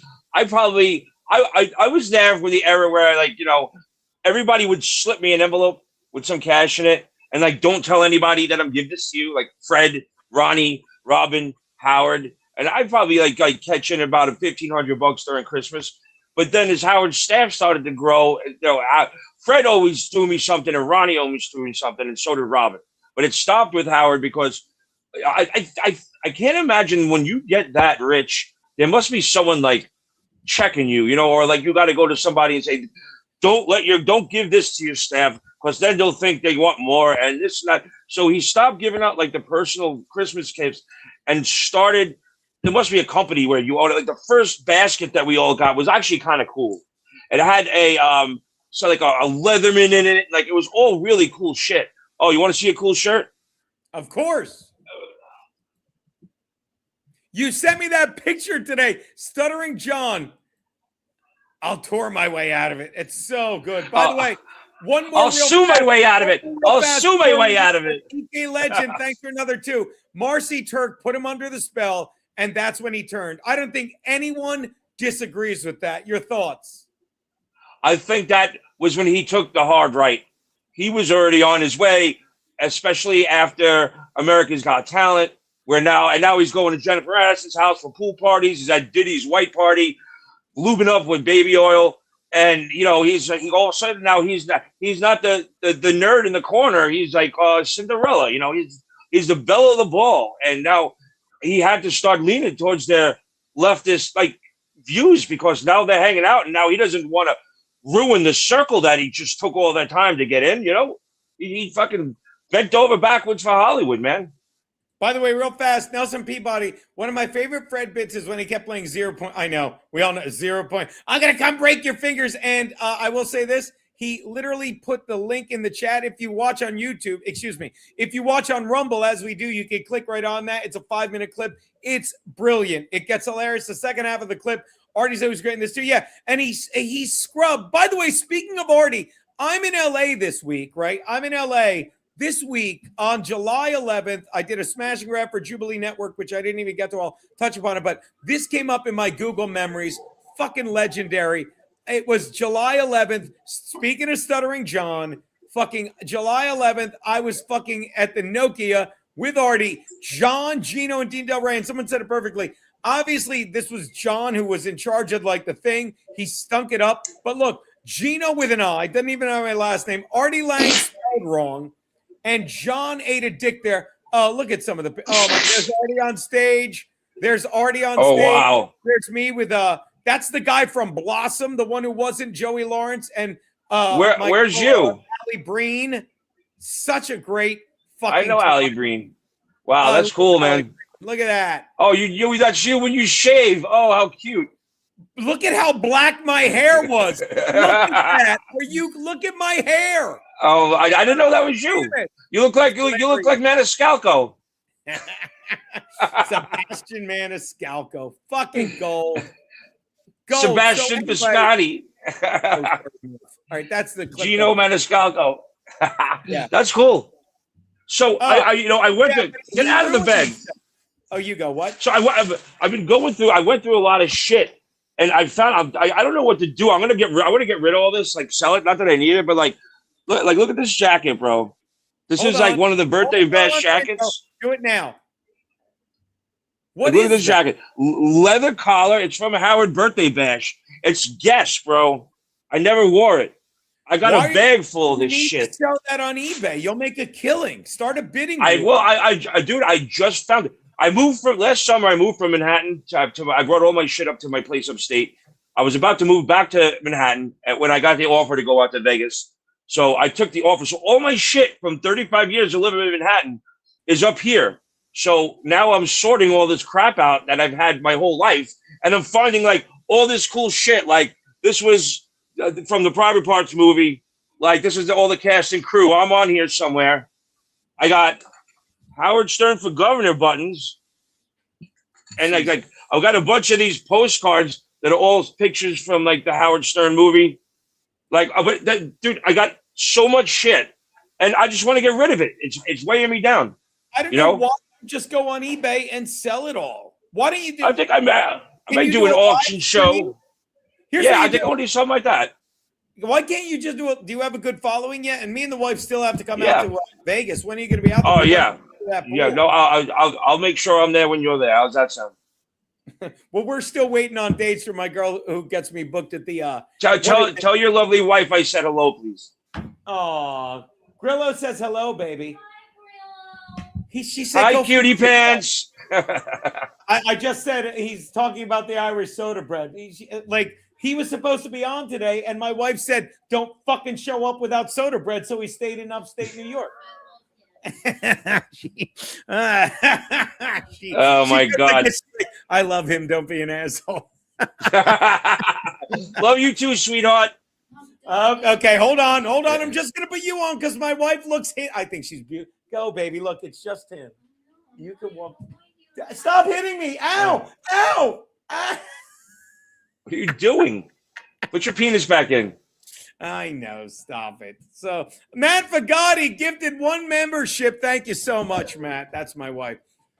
Thank you so much. What is she wearing? What is she wearing? She's wearing her East Coast fireworks shirt from all the money we're waiting on when the Biscotti Farms money falls through. Stupid stuff. Go old school.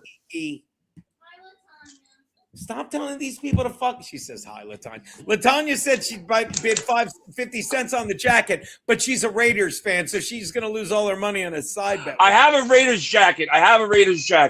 Don't ask me why. I found it's like it's a one of a kind Raiders jacket. Impression is better. So like the thing is what Howard, and I have other shit to ask you, but Howard, he's become what it's hilarious. You get what you want, okay? And there's 2 things to learn here. Whatever you want, the universe will give you. And like he wanted to be, I believe that 100%. You just said something really important to me right now. No, if you go and ask the universe, it will give it to you.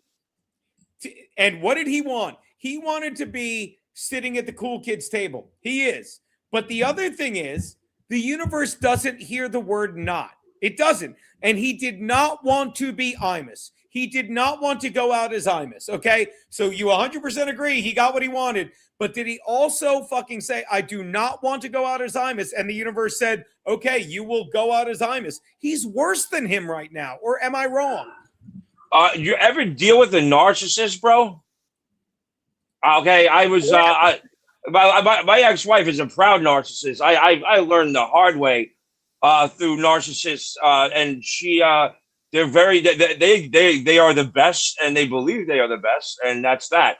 And you can't tell them any other way that they're wrong. And Howard is at a master level of narcissism right now. You know how he likes to brag about what level of chess he is?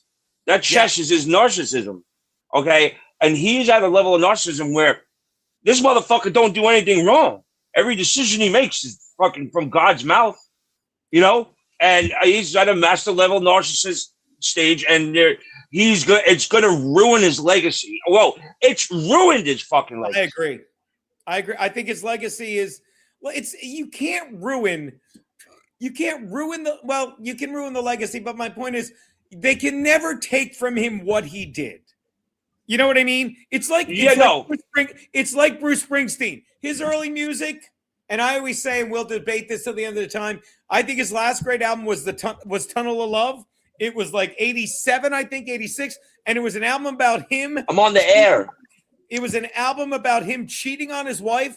And it was the most genuine thing ever. And then he just lost his mind all the way to him fucking sitting down on a stage in Europe saying our country. And it was disgusting. Like Beyonce's what, babe? Lemonade.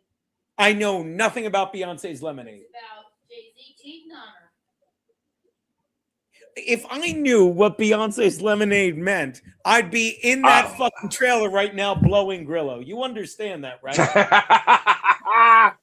So, here's a great story real quick. I would never get I'm getting yelled at, Grillo. I'm getting yelled at. You should get yelled at. If you brought soda bread, everything would have been fine, asshole. I got the recipe. I'll give it to you. So speaking of Beyonce, my ex-wife has this like third sense You know, she's got like Thank you, Matt I don't know how Pagani. she knows Thank things. you, Aaron James. He got gifted. It's a shame he wasn't a member. I will start doing more stuff for my YouTube members, but I'm all about the Patreon. Go on, buddy. Thank you, Matt Pagani. So my ex-wife we're watching Beyonce on the TV show, and she goes, she stinks. I was like, what do you mean? She goes, I guarantee you she fucking smells. And I was like, what are you talking about? She goes, Steven, I just know these things. Beyonce stinks. She smells. I went, okay. So now literally smells bad. Yeah. By the way, Scratch and sniff TV. I made a sale for you. Our boy Ike Legend, who literally is a legend. He's running for office with my big brother. He said he'll take most of that shit off your hands. Also, I met you at a Jersey strip club in the 90s. You were with John. You were cool as hell. John obviously is a fucking douche. Oh yeah, I believe. I know that. Geno, I don't even get that. Go on. So anyway, so now I was working at Artichoke Pizza. I was making pizza there, and it was the afternoon, and some dude comes in, and he's like, it was a PA. He had the headset on and stuff. He goes, I need to order 30 pizzas. I was like, 30 fucking pizzas? I was like, are you fucking kidding me? I'm by myself. That's going to take hours. I don't even think I have enough dough. I said, what are you shooting? He goes, Beyonce is shooting a music video around the corner. I go, does she smell? And he goes, yeah, she like stunk up the whole fucking studio. I was like, oh, I called my ex-wife. I was like, she does smell. Bad. She stunk up the whole studio. By a pizza guy. So fucking funny.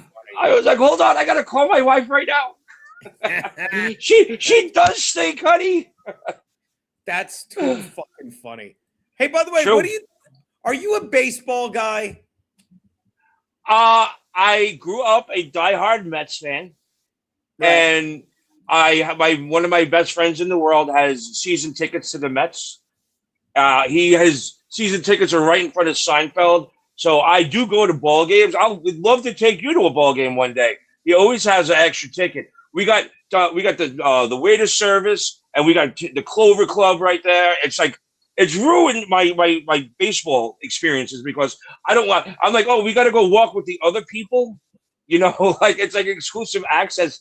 So I go to about 6 or 7 Met games a year. Do I follow it on a daily basis?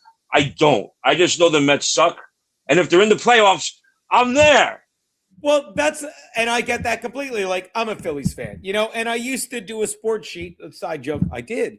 So I followed all that shit. But now I love the Phillies. I've been following them relentlessly. They're 3 games behind the Braves. I think 2. They play the Mets tonight. The only game in baseball tonight is Mets and Phillies. But they sucked out of the gate this year. They fired Thompson. They hired Mattingly.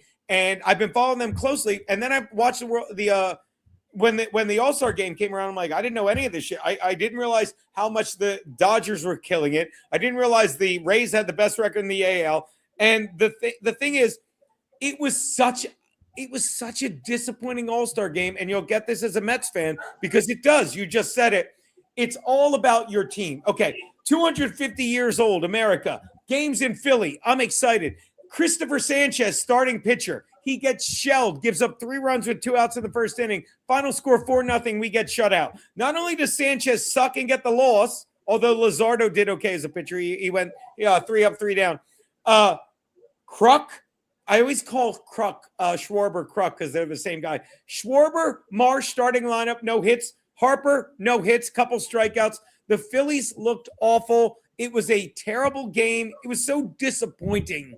As a guy that really I remember the 76 All-Star game barely. I was young. I was fucking 7, but it was exciting. Like, it was really disappointing from a Phillies fan's perspective. That's all. He froze again. Well, I didn't. I love you. That's fucking great. I love you, you asshole. He didn't freeze. I bored him to death. My brain froze. You just Charlie Brown that whole thing. I don't know what the fuck you just said. All I heard was wah, wah, wah, wah, wah, wah. That's fucking great. That's great. I love it. I was like, how long can I hold this face without blinking? It was really disappointing, is all I'm saying. I didn't even know there was a fucking All-Star game. All right, let me ask you two things that are like, what are your thoughts? Like, you've been dabbling now, and I'm telling you, I get what you're doing. You're into it. You'll play the game. You'll dance with these fucking monkeys. But like Bob Levy, who I love, I owe a lot to. I watch him now snipe you with Pat Dixon, and you go on sometimes and talk to these guys. Like, what do you think of what the Dabbleverse is? What it's become? Because this is the Dabble Dip. Because I've learned, I'll say it again, like the only thing that I need to make peace with is what these idiots have become. But what are your thoughts? Because you're able to monetize it a way to go in and not care. If I am the only thing that's interesting in the Dabbleverse, I think that says a lot. Well, I mean, you know, if I'm the only thing that is like food for discussion, then things have hit rock bottom. Like, you know, like I talk to Levy, I text Levy, like, what am I supposed to do? I can't stop him. I'm not gonna, you know, dox them. I'm not gonna fucking block them. I'm not gonna shut everything off. Or what am I doing? I'm not gonna do that. That's the start of every bad story in the Dabbleverse. Someone, you know, gets someone stricken, someone sues somebody. I ain't here for that. So they're gonna do it. It's been not the first time it's fucking happened to me. Okay? If you can make a couple of bucks off every breath and every word that I say, then what am I supposed to do about it? Go ahead and do it. At least you're nice to me. Okay? I don't know. What am I supposed to do? Geno, you know, it's kind of like, okay, it's there. Happens to you. Yes, lunch on the way. Yeah, but that's just it. It's like, look, I love doing the streaming, and people are making fun of like, no one's watching you, Geno. 29 people on YouTube. Fucking, basically, I've got 70 people watching, and that's fine by me because, like, I got the Patreon, I put content up, but these people literally just shit on other people for content, and that's never what comedy is to me or what it was when again, I gotta find this old picture. I found it on my old phone. Of a show I did with Kevin Brennan, Chrissy Mayer, I can't remember the other guy, at fucking New York Comedy Club when it was on 78th and Broadway. Like, it used to be about just, we're all in the foxhole together. We're all trying to make people laugh.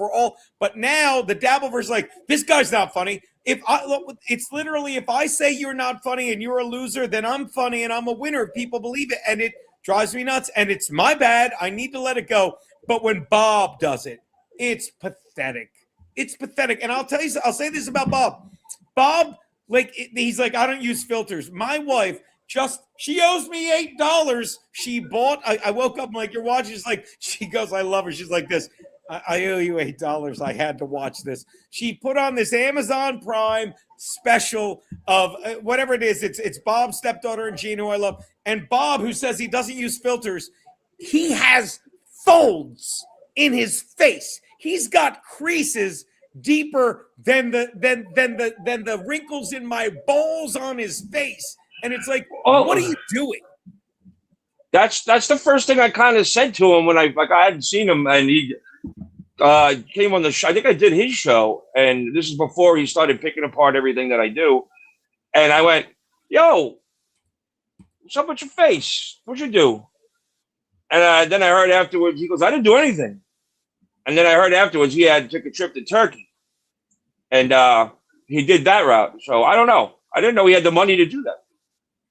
Oh, no filters. Literally, it's something you do on YouTube. You don't have to. It doesn't take any money. You just put filters on your face. Oh, it looked like he got lasered. Well, he got teeth in Turkey, which, by the way, I have no problem with. They talked about it on Rogan. It's like, talked about it. Who's the skinny, crazy-looking Jew? Ari. Which one? Ari. That's a good point. Ari Shaffir said it perfectly. It's like they tell you all this stuff, and they're like, oh my God, I hate to have healthcare. Healthcare in other countries is fucking not bad at all. In other countries that aren't third world countries, and they just don't overcharge you to give you fucking experimental vaccines. So Bob went and got teeth in Turkey, and of course they're great teeth. Maybe he needs to get plastic surgery there. Yeah, he definitely needs to get some. But Colombia, my buddy goes down to Colombia. Like, he's probably down in Colombia more than he is in the United States. And he's not that. He's young. He's a multimillionaire, and he's young and he's skinny. He's a good-looking kid. he just goes down there because everything is so much cheaper. The drugs are cheaper. The girls are all over you like a bum on a sandwich. And everything's just much more enjoyable down there. And he goes down there, but he's like, he got plastic surgery down there. And it was a fraction of the cost of what you would have to pay here. Yeah. I mean, don't get me wrong. I have no problem with that. My whole point is you have no, like, it doesn't, like, you knew Bob. Like, I think Bob did Stern before you were working there, or am I? And again, No, he never did anything when I was there. Oh, He was way after, and I was always like, damn, that guy's vicious. Like, I would never want to get in his crosshairs, and yet here I am. Because like, when he did those like roasts and shit, he said some awful shit to people. Like, but which and again, you being my roast coach, I didn't know going down that road was something I would want to do, and I don't. So, like I was, Kevin Brennan was very good to me, and I know he is who he is. But the guy's a juggernaut right now, and he asked me to come on, and he's like, Grillo, I don't understand. Like, I got some ammunition about Levy, about his stepdaughter doing this and that and this and that. And I'm like, okay, thanks, man. But I thought about it. I said straight up when I got involved in this that I wasn't going to dox people, I wasn't going to strike people, and I wasn't going to talk about people's fucking families. I'm going to stick to it. Yeah, and by the way, shout out my brother Pete. He hates this guy Bob Patrice. He calls him an asshole. But Bob got back at him. Bob was way after Grillo. Let me explain my my Stern thing. My brother. I'm just gonna get a bottle of water. Keep talking. I can hear you. Oh, great. Take your time. Let me explain. I never listened to Stern. I still have this up from our show, Pete. That's I think Quincy Adams. I never listened to Stern because I walked to work in the 90s. I did walk to the bank. So I didn't have radio. I got into Stern when I got Sirius XM in my car and I'm driving to gigs and I'd listen to Howard 101 and I'd hear all the old Stern shit like in the early 90s. Then in the early 2000, actually that's crazy, excuse me. I'd listen to the shit from the early 90s from 2000 to 2010. Then 2011, I was in that world working with Artie, working with Bob. That's when I really started to listen. I started to listen to Stern like 2005 and 6. So that's my knowledge of it. I'm not trying to impress you with my knowledge. I'm just trying to make sure you know I'm not. what I know and all that shit. Your thought. So again, yeah, I did. The potato didn't know. Like the Channel 9 show. I didn't watch it like my brother did from Jersey. Oh my God. Go on, buddy. That was the Channel 9 show was we'd watch Ren and Stimpy for about 2 hours over and over and over again. Like hotboxing the whole apartment. I was in high school. My friend's mother was like, I'd rather have you sitting in here smoking weed and drinking than being on the street. So she let us party in his like room. So we'd hotbox the room and watch Ren and Stimpy, and then we watch Howard. And the Channel 9 show was like, I was like, I want to be a part of that. That shit is like it talked to me. Like Saturday Night Live talked to me. Like I always wanted to like write with Saturday Night Live when I was like in 7th grade. That season with like Martin Short and Christopher Guest and Julia Louis-Dreyfus and Brad Hall and all those guys. Like I fell in love. I know that whole season. Though I know everybody that was on there, and Billy Crystal, of course. And that season of Saturday Night Live blew me away. Like I was at the beginning of VHS. I would tape it. Me and my friend would watch it over and over again. The first time I was ever on stage, was the 7th grade class always wrote a play for the 8th grade class. This is Catholic school, and I wrote the opening skit. Do you remember like Christopher Guest and John and Billy Crystal did two characters, Frankie and Johnny, where they were like, when that happens, is it that one? Yeah. I took one of those Meet the Mom and the Jan. I just jammed it in my head, and so I wrote a skit for me and my friend where not only were we walking across, we bump into each other, we sat down in front of the whole entire school. I had props, so it was like I took one of those carrot peelers and I go. And I pull it out. I go, Jan, I jammed it up my nose. I just started twirling it around. And then I took some alcohol. Yeah, and then I sniffed it up there real entire school. Number 16 sandpaper? Floor. Yeah. I hate when that happens. I got the crowd, even the teachers were hysterical laughing, and I was like, I am hooked. I am hooked. Yeah. It was like I needed to be on stage or be funny, you know?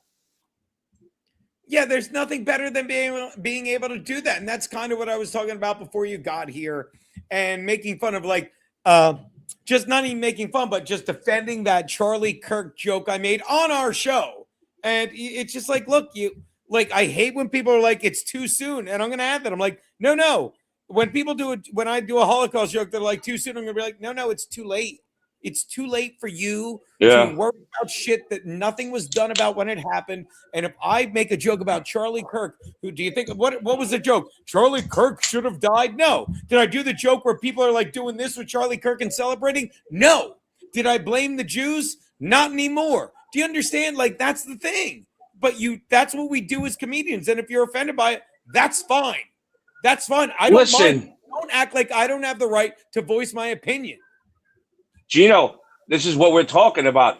Go back and see the offensive shit that fucking Howard did. Selena wasn't fucking cold yet, and he was making fucking fun of the fact that she got murdered. Yeah. You know, I read that the Mexicans were outside protesting, and imagine that I'm not trying to sound that, but the people that were down there protesting were like people that didn't speak English, and they were risking possibly their safety to come out because they were so offended by what Howard did to their idol. And then, of course, that was Fred making the gunshot sound in the background. But, you know, they were willing to come out and force because of the offensive shit that he said. He was the king of offensive, you know.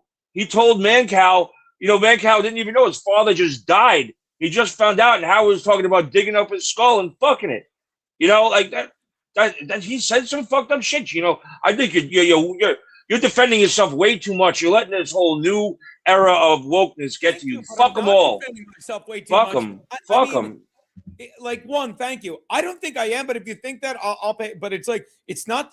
Is it defending myself, or just, if you think that I can't argue, or is it just making the argument? Like, here's the defense. If you think it's what I said. It's like, this is defense. Like, I can make it funny. I can make it intelligent. And I said it earlier.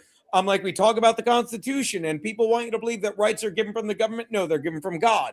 And words are the same thing.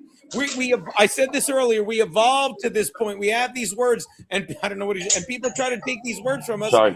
They can fucking blow me. By the way, shout out Voltaire. Grillo, thanks for the 5, Voltaire. Love you, buddy. Karmic said, and I love the fucking avatar from fucking Dumb and Dumber, the funny one. Karmic said he was going to come over and take a steamy dump on the floor of your trailer. Did he do it? Are you prepared if he tries? Jesus Christ. Yeah, there's not just me prepared, but there's several people that surround me that are very much more prepared than I am. When did he say this? He really said that. Yeah, he did. It was, it was like just when I jumped on and I started doing this shit, and then, like I did his show, and I fucking was really great on his show. Sorry, and he said that he was going to help me set up the super tips. And I called him once, and he didn't call me back. I don't chase anybody anymore, you know what I'm saying? Yeah. And then all of a sudden, somebody told him I said some bullshit, and then he started going. But he realized that all of a sudden, maybe he was the first person to realize that I'm a cash cab. You know what I'm saying? I'm a catch. Cash cow. You're not a cash cab. Yeah. I know. I'm a cash cab, baby. Come on, that was funny. So anyway, he was the first one to cash in on me, and I, all of a sudden now I'm like, oh great, I'm already here in 2 seconds. I'm in a fucking war with somebody, I'm like, So I tried to like get into the whole thing back and forth. He started saying shit, and I'm like, I'm not good at this, Geno. You know what I'm saying? Like, you don't want to hit the retard button with me. I'm like, I can't. I've gone so far from the retard button that I can't go backwards. I don't want to go down that road. I can be real evil, dude, and I'm just not going to do it anymore. I don't want to be that person. Because you're smarter than me, and you realize when, like, I'm this. Like, I always say this, and I know a lot of people. Like, it's like I always say, I'm a nice guy until I'm not, and then when I'm not, I lose my mind, and I look like the asshole. I do, because when I lose my mind, I don't get angry. I lose my mind, and I scream like a crazy person. I look insane, and they're like, that's why I've got better at enjoying the Dabbleverse and laughing at it. Like people like Bob, it's like, oh, but this is what you're doing. It breaks my heart. Shuli's another one. I don't know what he's doing. He's been making fun of Stuttering John since the day he left Howard, and God bless him. But what is he doing now? That's insane. He's making money. He's got numbers. Yes, he is. He's making money. Can you imagine? Like, I could suck dick in prison again for money, but do I want to? Probably not important. But whenever someone says he's making money and you can make fun of me, oh, you're Flatbrook, that's never a good answer. That's never a good answer. I don't know. Dude, I stopped, like, when I listened to Howard Stern on my way to school in the morning. I watched his Channel 9 show, and then I started working for him. After I left the show, I didn't listen to Howard anymore. Why? Because I wasn't in a car. I didn't have my headphones. I didn't listen anymore. I didn't listen because I left the show and I was being a dick. I didn't listen because I wasn't up at that time. I was working at nightclubs. I was getting home at 5 or 6 o'clock in the morning. Sure. I went to bed. And I don't listen to the radio when I come home. I watch TV. This isn't the fireside chats from the 1930s, motherfucker. So I'm not. By the way, Florcon, love you. We worry about you. By the way, I put this chat up real fast. Shout out to our boy EK, love him. He wrote, not to mention the blackface that nobody called him on during all that cancel culture era. Sherman Hemsley or the Petey Green show. I know Sherman Hemsley. What's the Petey Green show, buddy? I don't know what the Petey Green show is, but what's the Petey I Green know show? that. I apologize. Yeah, I know that live broadcast where he called Robin a smelly N-word was. Yeah. If you look at her face, she was not fucking happy. She was pissed, but it was live and she was getting paid. But yeah, I thought she was gonna rip his head off. Oh, and yeah. And like, how does he not get canceled? Like, he said the horrible N-word things every day, every fucking day. But I'm doing it through a character. By the way, I'm gonna get that door. Answer this question really fast because I love this. My buddy Charlie, massive layoffs at Stern. Do you think Benji will probably write for SNL? Talk to me, Goose. I would hope that he does. I love him. Benji is such a sweetheart. I was the reason he got on the air for the first time. Howard touched him on the shoulder. I always hated like when interns kind of like tried to get like force their way on the air and say shit. But one day Howard went, "Oh, hey buddy, nice to meet you. Great job today." And then the next morning Benji came in and said, "Oh, I had chronic shoulder problems my whole life. When Howard touched me, I think he healed my shoulder." And I went, "You know what? That's fucking funny." So I told Howard, and then that was the first time Benji was on the air. Sorry, that's the kind of stuff that always annoyed me about Benji. I'm going to be honest. He annoys me. Me. Tell me, watch this. And then I'm going to go answer the door I buzzed in. Benji annoys me because he tries too hard. He'd go out of his way to make every question difficult. He thinks he's Andy Kaufman, and he's not. And everyone that's never funny and tries dumb shit, they're like, well, it's very Andy Kaufman-esque. No, it's not. It's stupid. You don't understand what it is. Defend that statement. I'm listening. I'm just getting the door. Okay, I got you. I'll defend that statement in the sense that, this is the big show. Howard Stern is the big show. And for you to get that role as a head writer on the Howard Stern show, that takes a lot. He may be what you think he is on the air, but there's a lot behind the scenes that I'm sure that is going on. There's no reason for Howard to not keep him if he's not feeding Howard like lines like Jack used to do. There's probably a lot of jokes that Benji is sending to Howard that we're not aware of because that's the way Howard rolls. You write for me and I steal all the glory. That's why that's why Jackie the Joke Man started having all these celebrities sign his jokes because he wanted to make sure these celebrities knew that didn't come from Howard. It came from him. Oh, I want to talk to you about Jackie. I definitely want to talk about that, and thank you, Charlie. But What'd you get? It's like Benji, in my opinion, is a tryhard. Like I think talent stands out, and the shit he did with Elisa Jordana, who turns out to be nuts, and oh my god, I have night terrors. No, you don't. Like funny is funny, and don't get me wrong. If he ends up writing for SNL, God bless him. You know him way better than me. I don't pretend to, but I will say, yeah. Go on. I know him for what I did. He was an intern when I was right at the time I was leaving, and then over the years, just at public events. He used to come in when I had the pizzeria in Hell's Kitchen. He used to come in because he lived right there, and he'd always come in like right before we closed, and I'd always hang out with him for a little bit. But I think that he must play a role that we're not aware of. Howard's not paying somebody like those. He's probably making six figures. If he's not supplying jokes to Howard that he's using that we don't know about, then I don't see him having a role there. So that's all I could say about that. Well, I mean, the thing about the difference between Benji, and he got thrown out of the studio, like, because he wouldn't be on time. And don't get me wrong, I'm never going to talk about being on work on time. Like, I write my own schedule. I do what I do. But he would always make these ridiculous excuses until Howard threw him out because he made more about. And don't get me wrong, guys, we know his name. The guy, I don't know what he's doing now. Is he still on Stern writing? The guy became a household name, but he just always annoyed me. And that's on me. Yeah, I get it. No, believe me, I could see that. If it wasn't for me, like, being there when he was first said, like, he was just so goofy to me. But you know how many interns I came through when I was there that everybody tried to get that angle to get on the air? And I get it. Because he brings the interns on the air. And he always, for me, I wasn't waiting for my turn. I was like trying to avoid getting on the air. Like, I didn't want to go on the air. First time I was on the air, it was because they did Howard, Jackie, and Fred were painting. They got into painting. And they did this hilarious painting of Gary. And Howard didn't want anybody to touch it. And he told Gary to put it in the promotion director's office. So it's locked up.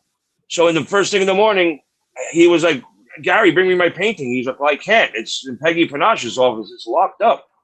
And he goes, why would you lock it up? He goes, because you told me to. He goes, I did not tell you to do that. And Gary proceeded to get his ass reamed for another hour on the air, like horrible. And I'm in my head, I just started there. I was like, I was there. Howard said, put it locked up in Peggy Panache's office. By the way, you wanted yeah, I hear you. By the way, shout out our boy EK. I did it wrong. God damn it. EK Legend sent a clip of the Petey Green thing. And he said, I can't share the whole thing. He just said, please play this one. It's a 9-minute clip. But he also sent this. I just saw it. Here's a 9-second clip. It says, do you see it? Yeah, you do. Do you remember this? It says Howard Stern in blackface on the Petey Green show. Here we go. Howard says the N-word. What are you watching that guy for? What are you watching that nigga for? The nigga. Oh, this is early. Nick. Wow. All right. Then what? Hold on. Then what's the one he did? Oh, good Lord. It's it's on YouTube, dude. I used it for one of my book promotions. It was the New Year's Eve Rotten Eve. Right. Yeah, and it was the opening. And it was with Sherman Helmsley and Robin. TV now, for we're about to show you something so shocking and so uncomfortable. Through my image, oh, this is Channel 9. Against me because they say that I'm not a real black man. I want to say to them and to all you that I am proud to be here. I would like to say that I am cognizant of black people, and I would like to be the head muckety muck of the Supreme Judiciary Continuum. Clarence Thomas. That's Clarence Thomas. To be a very what is it? He's supposed to be Clarence Thomas, the black guy that got nominated to the judge. He's a justice now. He's supposed to be Clarence Thomas. He's not a justice now. He's the best justice ever. Yeah. And he's black. And they hate the fact that white racists like me hate the best Supreme Court justice ever in history because Joe Biden, a man that loves us so much and has a book coming out, had Anita Hill say he put a pubic hair on my soda. And the guy that said, and I quote about Obama, he's a black man who smells good. He's a fucking piece of shit. Oh, if you're not voting for you ain't black. You ain't black. For 1 second, I pray that there's a God in heaven above. And all these people wake up every day like Joe Biden, Joe Biden, senile, Joe Biden and Fauci, and know they're going to hell. Know that they're going to hell for what they did. Am I wrong? No, there's a special place, a very special place for people like that. And a very special place for people that fire their staff the way fucking Howard Stern did. Agreed. And How do you again, do that with all that fucking money? Your kids can't spend your money. Take care of your people, you motherfucker. Cunt. They don't. I said it. There, I said it. I love it. This is such a great clip. Yeah, I love it. It's Caddy Thurgood. I love him. I sent a reminder. Check my text. Let me check my text. My boy Gobble Gobble sent me. No, you sent me something weird. What is this? Gobble Gobble, who's also Caddy Thurgood. I played this. I don't know what this is. No, I sent that one. I play Caddy Thurgood. You're late. I played the guy stepped into the crowd with the Twinkies and the zingers and the guy that. Did I miss another one? Hold on. I'm just trying to take care. The guy, what's this? Laura Silva Freitas on Instagram. What's this? Play this one. Did I miss this one? Só quer lembrar que você é Gay, muito gay. Os homossexuais, gay. essa pessoa que te enviou esse vídeo só quer Gay, muito gay. Os homossexuais, gay. Essa pessoa que te enviou esse vídeo só quer lembrar que você é Gay, muito gay. Os homossexuais, gay. Essa pessoa que te enviou esse vídeo só quer lembrar que você é. What is that? Hell for these people. There really is. It's a joke. It's sad. I don't get it. No, sir. I got to bring Frankie on in a minute. This has been a great show. How long are you in town for, buddy? As long as I can keep providing content here, I can stay here as long as I want. Well, please, it's your trailer. Don't get me wrong, but how's the place in LA going? Good. Oh, I love Vegas. Vegas is fucking amazing. I can't wait to get back there. Like New York, I love this so much because I could step outside and I got literally my sister and my cousin and my best friends like right outside, like 10 feet from me. We have dinner every night together. You know, we do everything together. It's just an amazing life that I lead. I'm really lucky up here. And I got upgrade up here. My sister had him when I moved to Vegas. I'm bringing him back with me this time. But this is like, I feel more myself here than I do anywhere else in the world. But when this is, when it's time to go, I'm going back to Vegas and I'm going to be happy there. Dude, see, you know what the weird thing is? Like, I love it here. Like, I love my apartment. I love New York. I love, like, what I've carved out. But, like, when I go to LA, like, my energy is, like, insane. Things work out. And I sit there, I'm like, I'm just taking my wife and my cat and I'm taking them there. Where are you going to live? I don't know yet. I don't know. But it's like Vegas. But I know what you mean when you get to a certain place. Like, everything's like, this is amazing. I just wake up and I feel it. Like, I know it's nuts. But I get what you're saying. And don't get me wrong. You're like me. I don't need a lot of space. I don't need a lot of shit. I just need the little things that I need. And don't get me wrong. That's this apartment. Like when I'm here, I'm like, I'm the happiest man in Springfield. But I love that for you, man. Yeah. Yo, you want a quick raw tour of my trailer? Are you out of your mind? Yes, please. That was right. Begging you. Okay. All right. There we go. This is a world exclusive. I don't know if I this way. Hold on. I got you. It's not. Yeah, there you go. Please. Okay. Yeah, this is the first. I don't know. Can I turn the camera around or I have to do it this way? I would do it like that. Like just point it. Okay. All right. Yeah. So this is like something from The Simpsons that I got. It was a promotional thing. Glow in the dark part. I have a lot of memorabilia. This is a K-Rock race right there. There's me right there, and there's Gary, and there's John. This is something my grandfather made out of wood. It's Jesus, and then this is where I've been doing the podcast, and this is just like years of shit. I collect Star Wars stuff, so you got all the shit. My grandfather, I made that. My grandfather was teaching me. My grandfather made that for me. He goes, "I'm making all the signs for the kids. What do you want?" I said, I want a Black Panther and a Shamrock. He goes, only you. So then this is, I'll turn this light on. There's a gorilla. I get a lot of gorilla shit. Okay. This is my, I know that's this is my second place hula hoop contest of 7/4/76, 1976. So it's 50 years ago. I took second place. I'm 53. Yeah, I was 3. This is from my first communion, and then I got like all the like. This is just like shit from like I've had so much crap, and then I got all this up here, and there's my kitchen table. Oh wait, here's some pictures. Look, there's Kathy Tobin. There's Scott the engineer. There's Fred Norris. Oh, and there's me and Mike Ganji. If there were like 5 butt plugs lying around, that would be hysterical. Yeah. Wait, how about this? This is the questions that John had for Kareem Abdul-Jabbar. Do you ever fool around with basketball groupies? Why weren't you on the dream team? Are you a Perot, Clinton, or Bush? Do you miss your old name, Lou Alcindor? This is a Howard Stern watch. This is all the shit that I found. Look, Barney Rubble. Because obviously he wrote all that. He didn't just. No, he never wrote those questions. That's Jackie and Fred. Here's a Sopranos call sheet. And then my grandfather, R2D2. And then this is weird.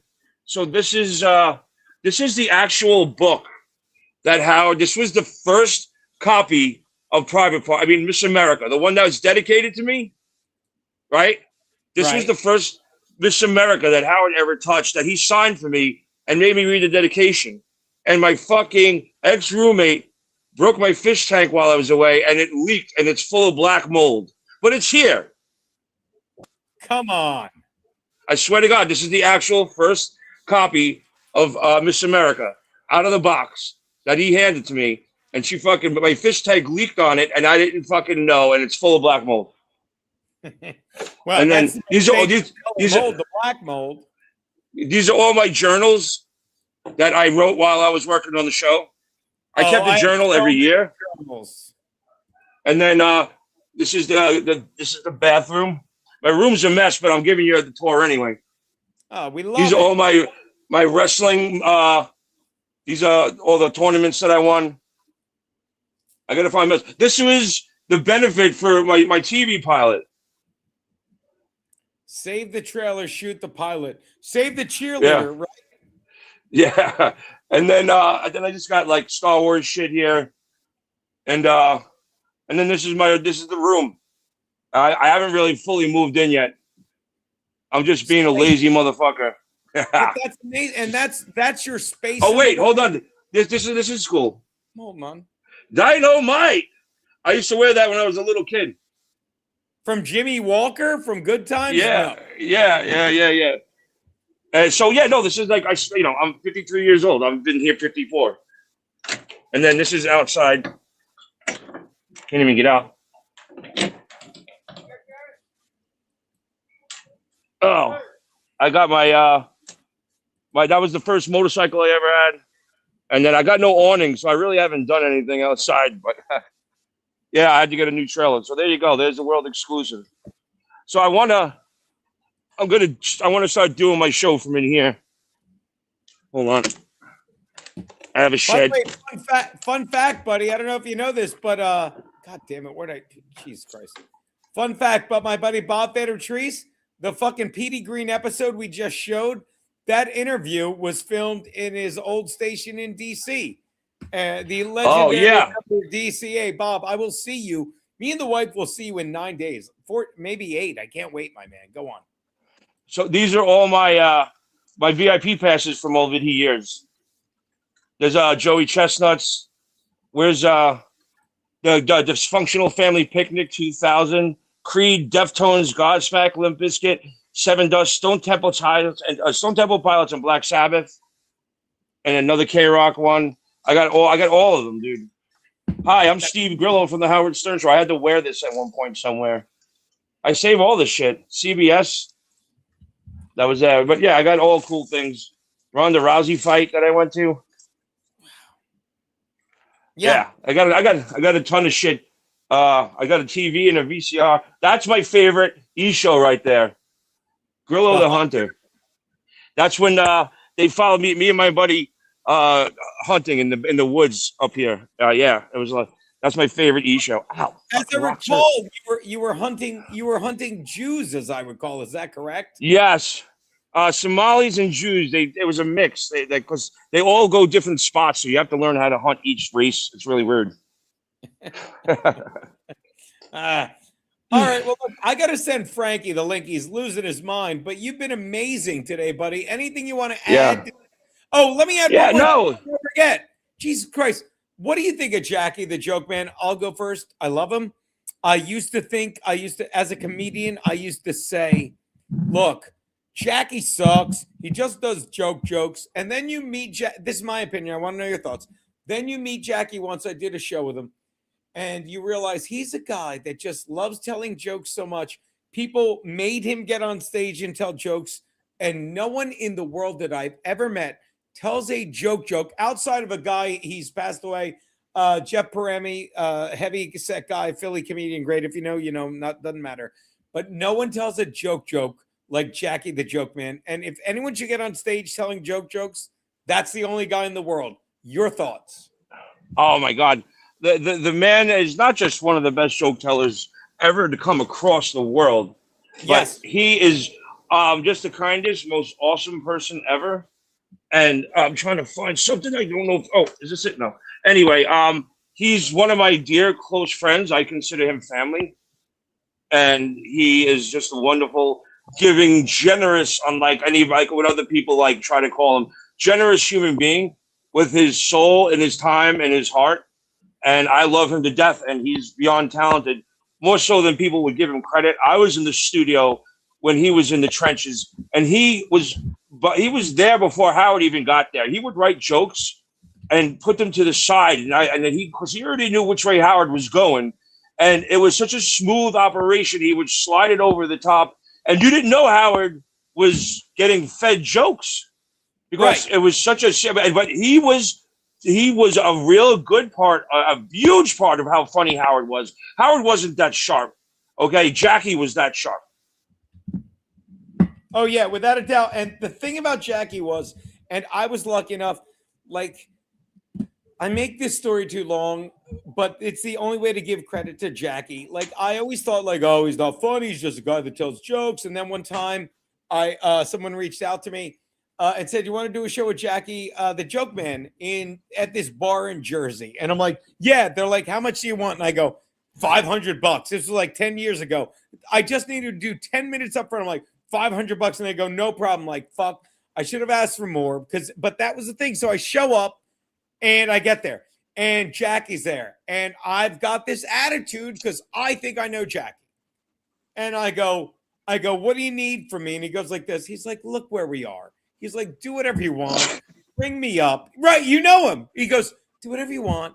Bring me up. I'm going to sell shit after the show. You could say the whole show. You could leave. I don't care. Whatever you want. And I'm looking at him I'm like, all right, I don't want to like this guy. Then he gets on stage and I see him telling jokes. And I'm like, I'm so glad that I'm wrong about this guy. Fast forward. This is where it gets really good.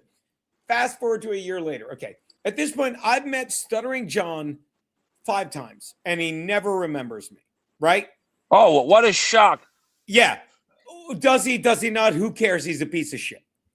I'm Artie's sidekick on his Artie Quitter podcast in his kitchen. Jackie's there.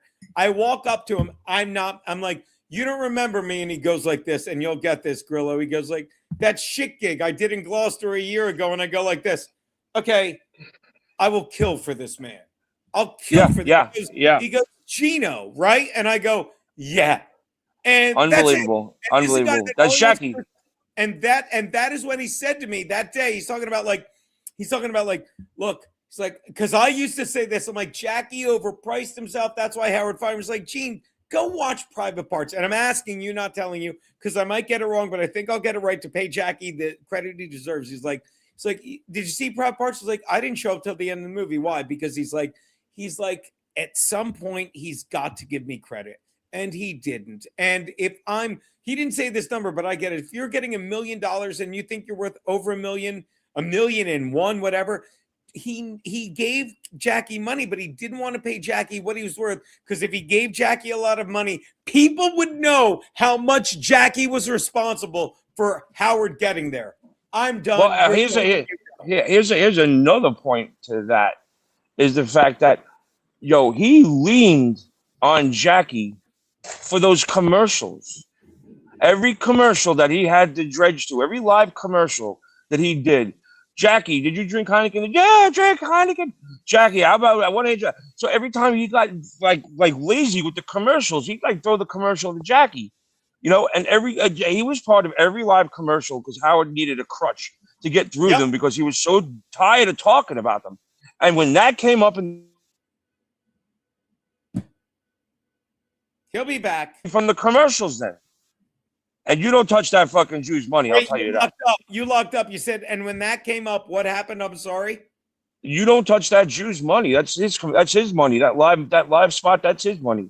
So the moment he's like, well, I'm in every commercial. Why don't I get paid through a commercial? That's Howard money, you know?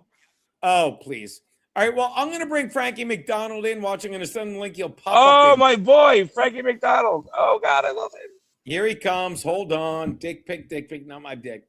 But yeah, Grillo, thanks for showing up. It means a lot, man. I love that you popped by. Yeah, I want to talk to you because I might be doing a show with the Grizzly Pair. Not me, but I may want. I don't know if you want to be interested.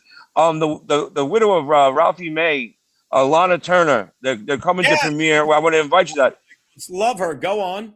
Yeah, so they're doing the premiere. I think August 25th, and I wanted to know if you wanted to be a part of the comedy show.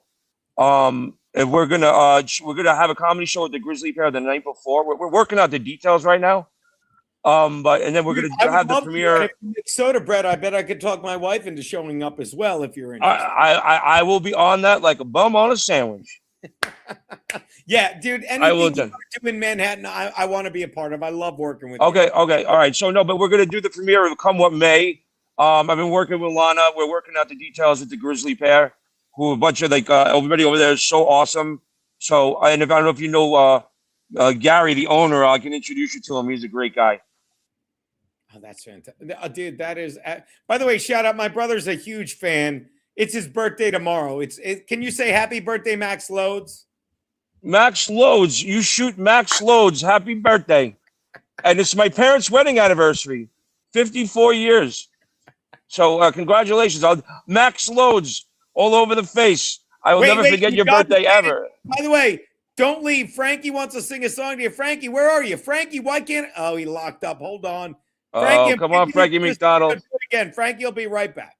Massive floods in California. Well, you definitely want to stay and say. Bull, by the way, loves Geno. A bro hug. You're looking good, brother. Thank you, man. Frank, I'll be right back. But yeah, we definitely, me, definitely the wife. Obviously, I know you're a big fan of her comedy.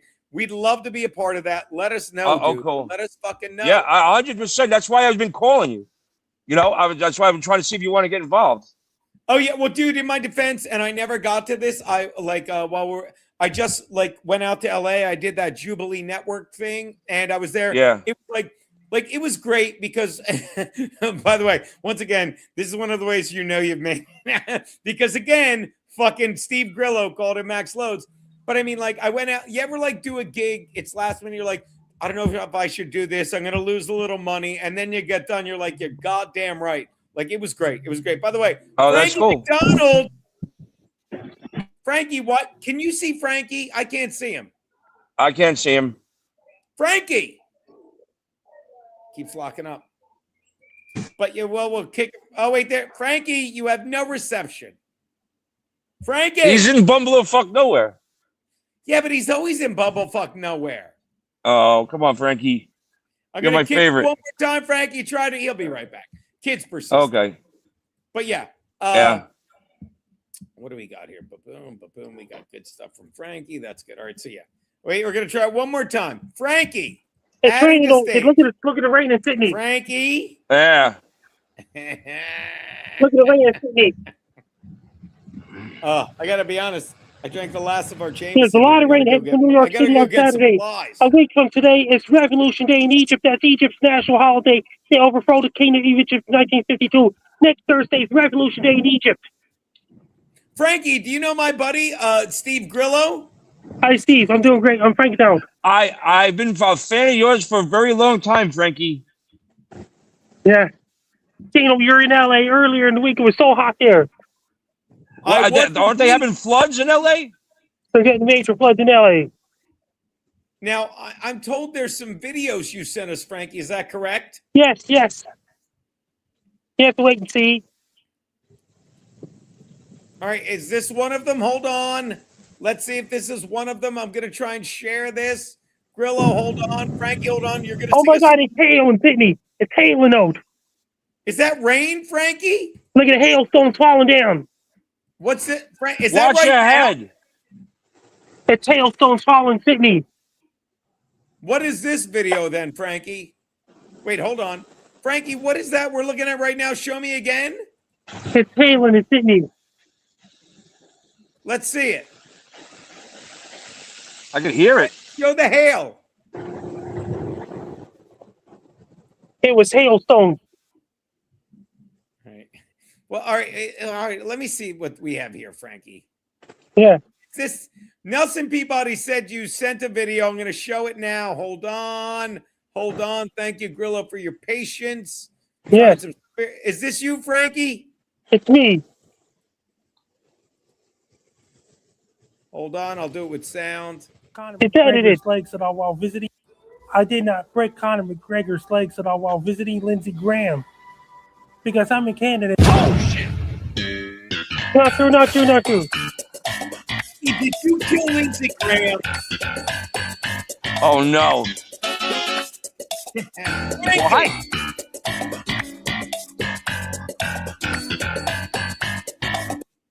I did not break. What about this one? What's this one, Frankie? You have to wait and see. Nap time, Senator McConnell. Frankie! Oh no! Hey, you look pretty good as a girl. Maybe you should transition. God. Oh no! By the way, shout out Caddy Thorogood. Nap time, Senator McConnell. As for killing America with the fires, Frankie. It's edited. I repeat, it's totally edited altogether. Somebody edited. By the way, the black guy who played the cop on Sanford and Son passed away today. Did you know him? He passed away. Frankie, did you start all the fires in Canada? I didn't start fires in Canada at all. I did not start the fires in Canada at all. I say in the silent Wednesday, we didn't start the fires. It's yellow here because of you, Frankie. Play the second video, Caddy. By the way, here, EK Thorogood. EK Legend says he sent me a text. Jesus Christ. I have a question for you, Frankie. Are you ready? Yeah. Are you sure you didn't start the fires? This is going. Look at the fires. What's this? A lot of fires. Frankie, that looks like you like standing in front of all the. Frankie, is that a giant match you're holding? No, not Joe. It's edited. Frankie, what's that? It's edited. Somebody edited. It's advanced AI edited. Grillo, does that? Oh, Grillo's going to look at it. No, I'm right here. Hold on a second. I'm just saying, does that look edited? By the way, my God. Oh, hold on. Oh, I missed the call. Jesus Christ. Everything's happening at once. I missed a call from Andrew Herbert. Let me. There it is. Hello. Well, hello there, Geno. This is the 47th President of the United States, Donald Trump. Donald J. Trump? That's my name. What is the J? What does the J stand for, Mr. Trump? Jacking it. But that's not important right now. I thought it was Jews control the weather. No, that's my memo that I sent out. I'm going to actually be describing that in my primetime address. Understood. Well, what can we do for you, Mr. President? Very excited to chat with you. Frankie, it's President Trump. Go on. Hello there, Frankie McDonald. Actually, I'm glad that you have Frankie McDonald on your show, as well as when you had Steve Grillo on. He was my favorite thing on the Howard Stern show. He's still here. He's a huge fan. He clapped. Well, this again is this is number 47, Donald Trump. Go on. You have to say that Grillo has the clap. That's not important right now. That's not what I said. But go on, Mr. President. Love it.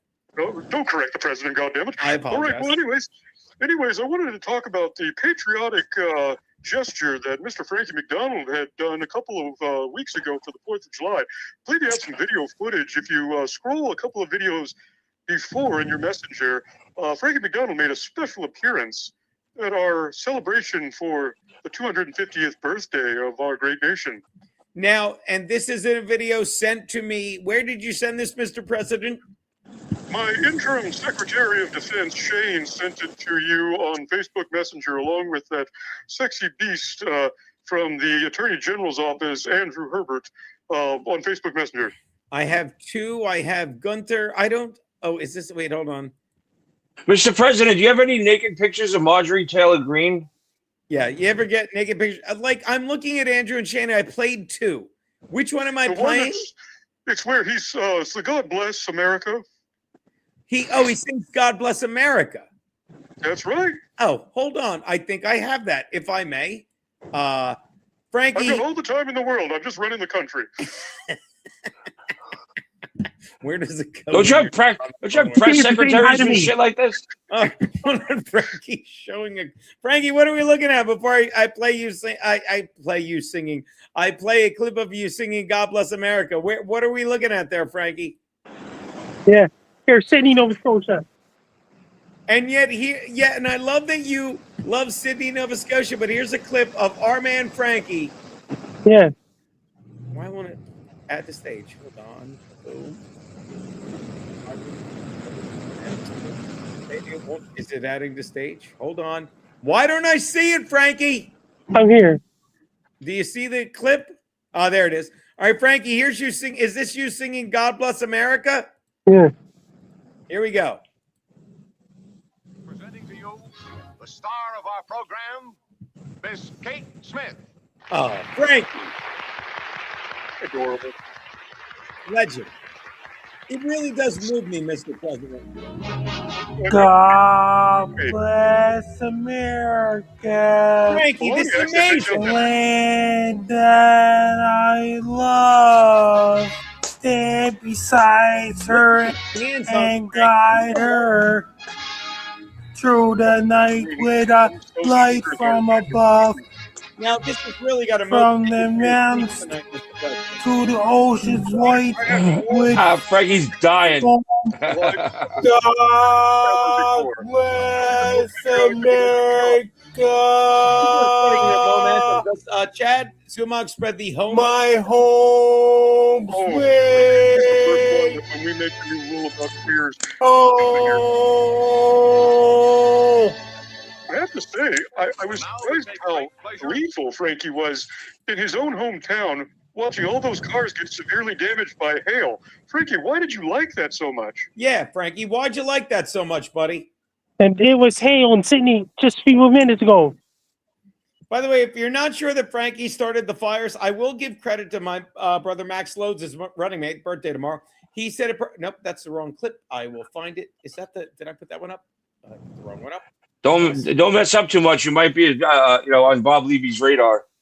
Oh, please. He's such a dipshit. I close the wrong thing. God damn it. Hold on. Now you're playing the role of Steve Grillo today. We're waiting for this. Can you hear the great big fire siren? Frankie, can we?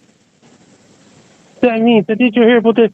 You'll be heading to Florida next Saturday on July 25th. By the way, Frankie, this just in. I'll get to that in a sec. My boy EK Legend says, I think Frankie, we didn't start the fire to cover this.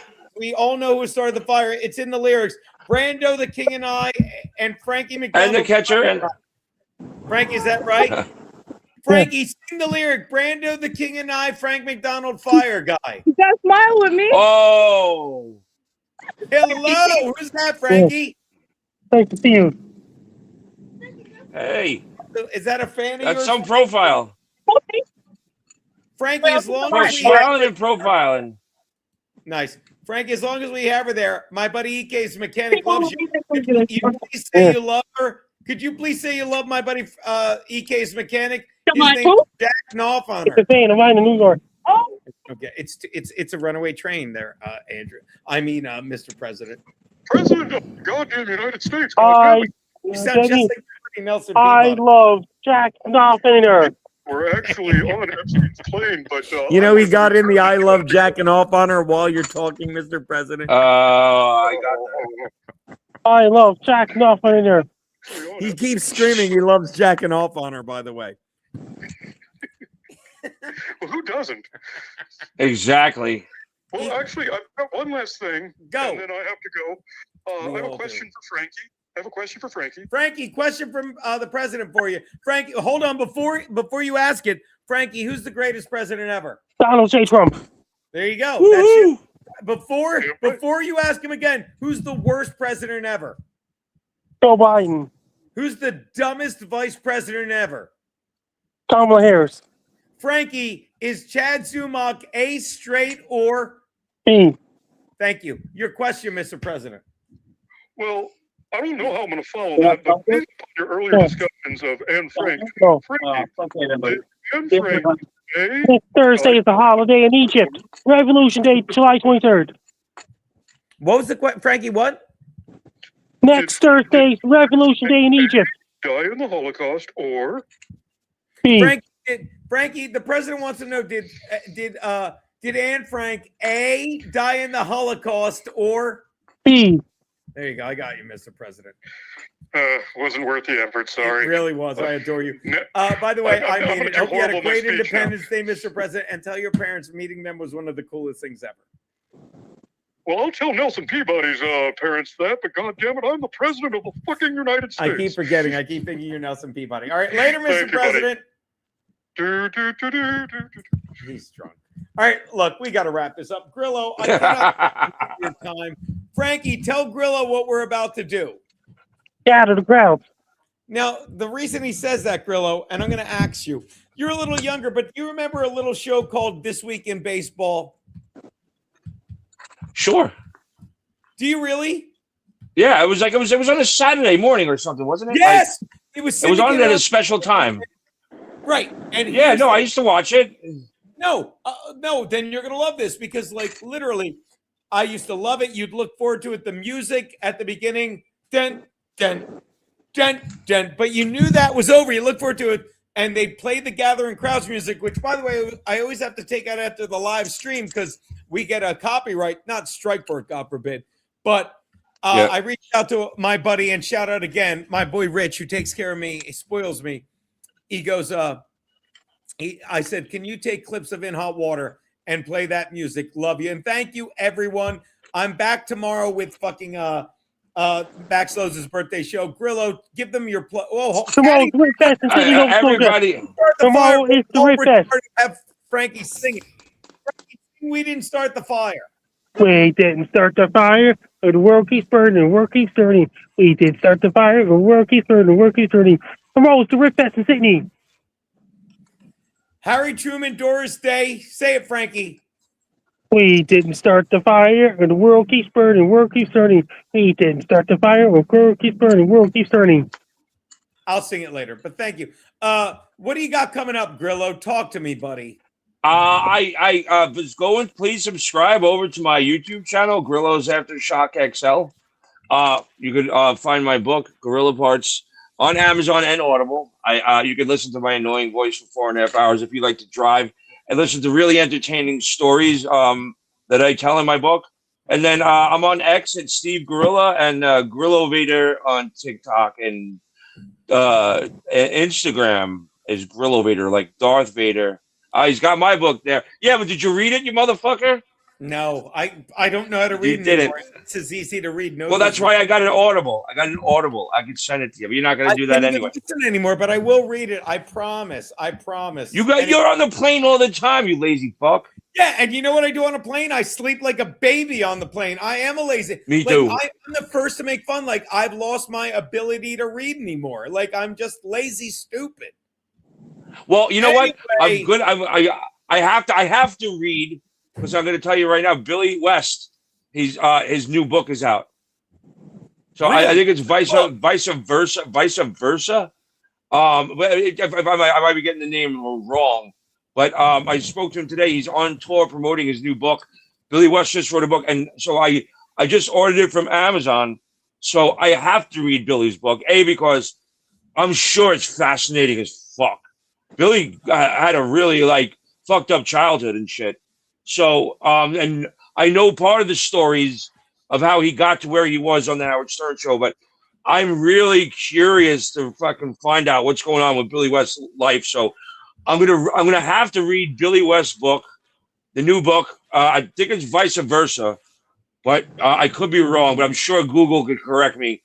But I'm going to read that book, and then Billy West said he was going to be coming on as a guest, and I said I did not want to have him on until I read the book. So well, when I finish reading the book, which should be sometime in June of 2028, I will have Billy West on the show. I love it. All right. Well, as I was saying, you'll remember the iconic ending music of This Week in Baseball. And my boy put it in Hot Water Clips. And we always like to exit on that. Here we go. Frankie, dance us off. Grillo, thank you so much. Thank you. Yeah. Let's gather the crowd, shall we? And